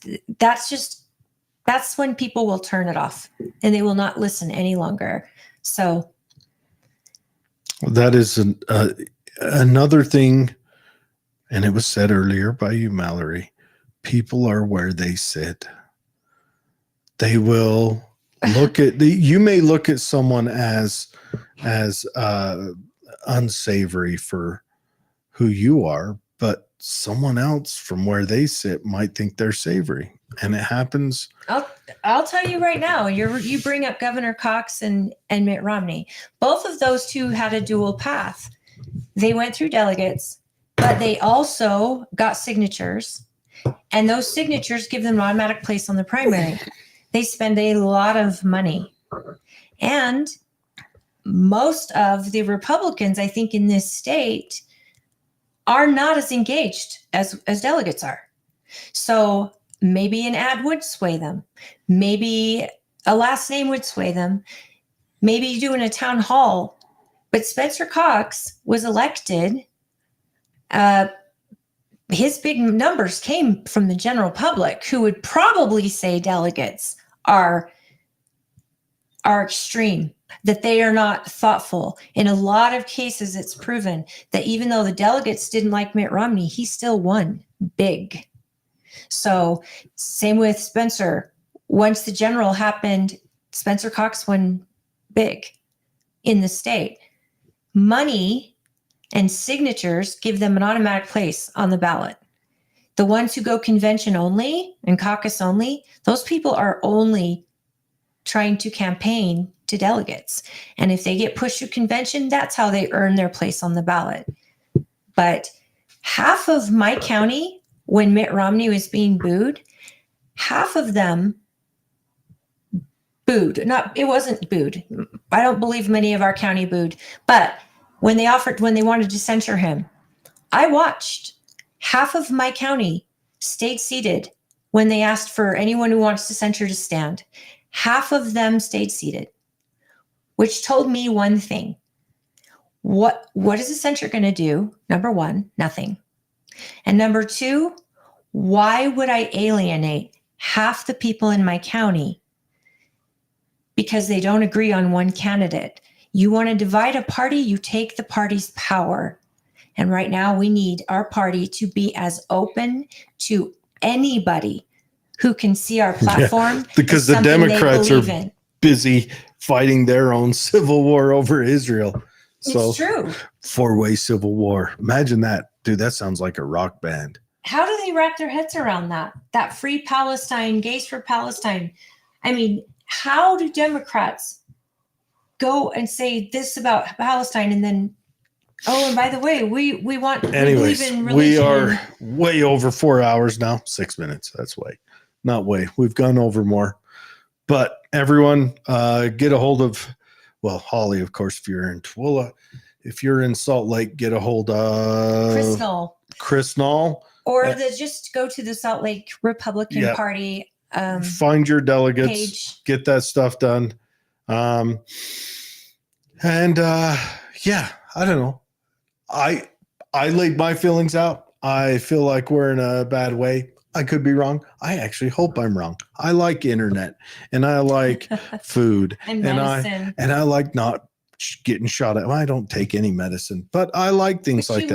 You like, an antibiotic if you get a sliver and not want to have your hand amputated or something. I'm not one of those that's trying to make a super, but I love toilet paper.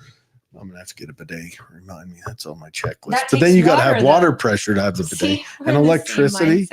I'm sorry I missed Vicki. No, you're okay. In the show, I'm going to tune in. And if you didn't get to see that interview, it looks like I came in just at the right moment to right as after knock she left that internet out right after. So we're going to have 2 separate shows on. Yes. And I wonder if this went back to sleep. I don't know.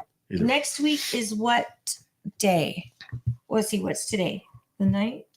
Today's the 9th. So next week will be on the 17th, 16th. Okay, so we've got the 23rd. We are welcoming Congresswoman Celeste Malloy. Yep, Celeste Malloy. And then there's a guest. I think I'm gonna set up and have Celeste shoot some darts with us.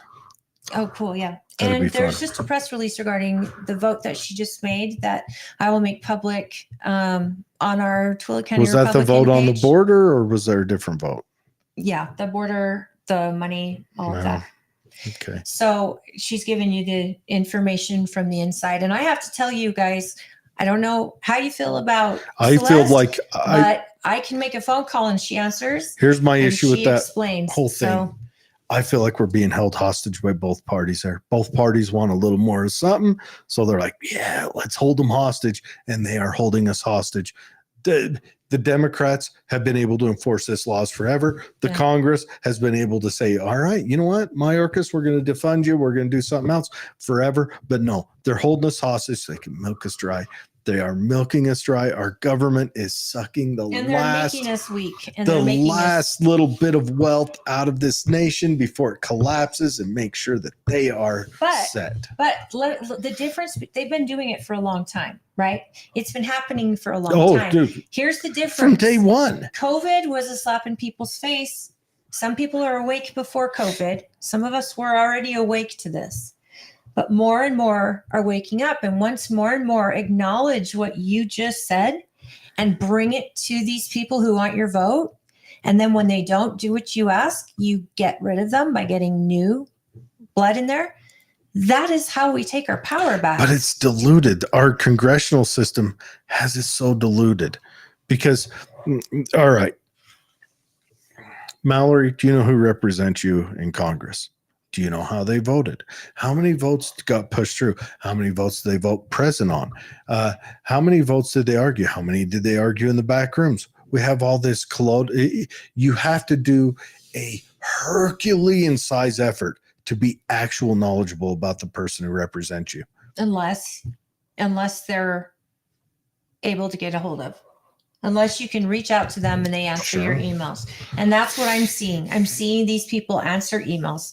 I'm seeing them answer phone calls. And it's not because I'm the chair. It's because I've made such a huge effort to have them be engaged with our county. I just said Herculean effort. It is. It is a big effort. You're right. And should it be that way? Should everyone who has a 40-hour work week job and they're battling through whatever issues they've got at home and all that, should they have to? Well, if we had a proper press, no, it's our Constitution was designed so that the federal government, you take care of this small thing, right? All right. Federal government, state government, you take care of this little bit bigger thing, right? But less people are affected, so it can be bigger. And local government, you take care of this bigger thing, but even less people are taken care of. No, instead, the state government says, oh yeah, we'll gladly let you guys have that. The city government, right. And then the federal government absorbs all this. So now a vote by AOC affects me. How in the F word did that happen? AOC's votes should never boil down to where it personally affects me. You're right. Because to get it back, this whole Constitution that, let's face it, the Republicans busted it the very first year they got in. They were born. It's been busted from the start because the only people who want to be in that level of government are sociopaths. Absolute and power. Sociopaths do what they do. Absolutely. It corrupts absolutely. And this is it. All I'm saying is that if you want to know, most of the people in this state, in this country, can't be bothered with what their congressman's doing. And they've sat quiet and dormant for so long that they've let this government grow to be the biggest government ever and to have the most bureaucrats ever and to make these decisions because no one's held them accountable. And the Tea Party come out, it was pretty big. I think it slapped some of these electeds in the face. Some got elected on behalf of Tea Party. They were Tea Party candidates. And then we got dormant again.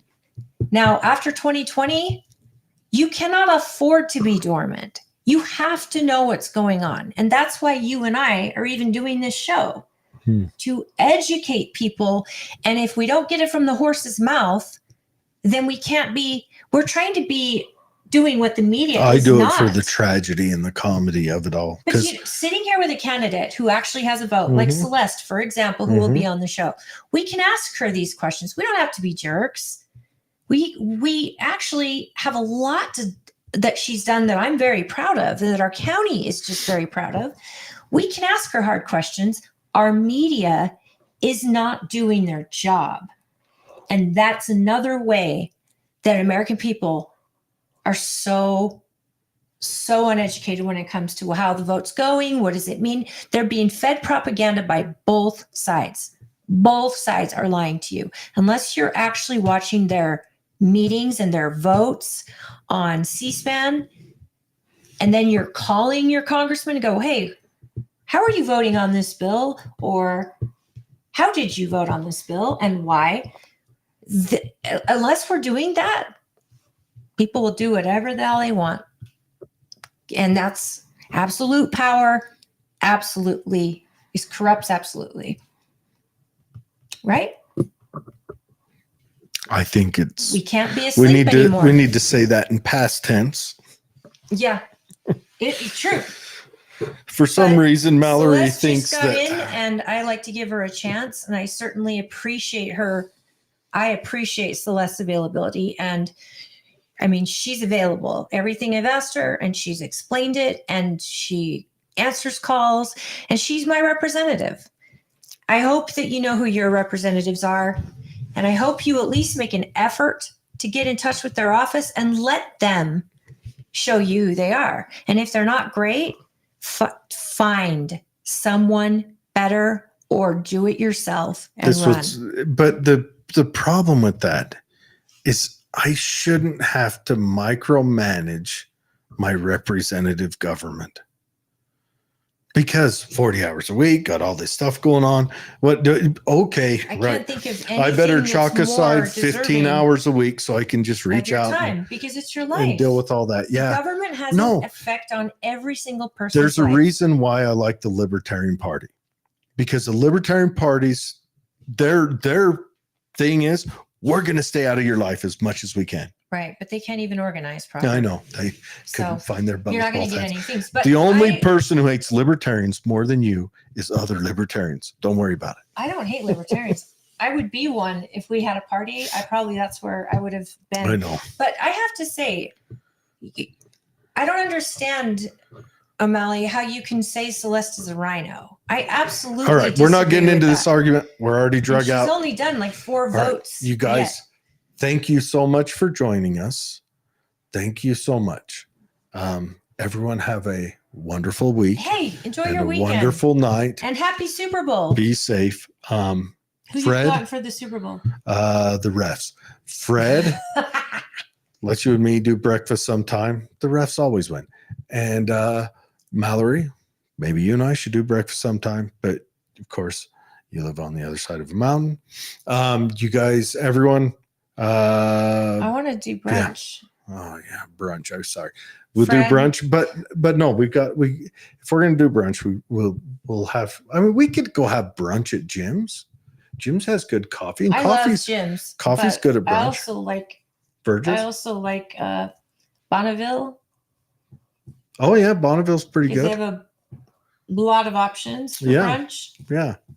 Yeah, Bonneville. But we also have to take into account that I think Fred would like to eat a hearty meal and not watch you and me drink a hearty brunch. So, but we'll have to see. Anyways, Fred, reach out to me. Mallory, reach out to me. And yes, Mallory says you and I have vehicles. Yes, we do. Maybe we need to hook that up. Yeah, but who can afford gas?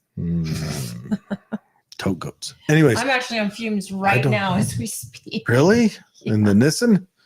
All right. Yeah. You guys be safe. Have a good weekend, everybody. And who my Call of Duty team? I will see you shortly. Peace. Yeah. Stay out of trouble. I'm going to stay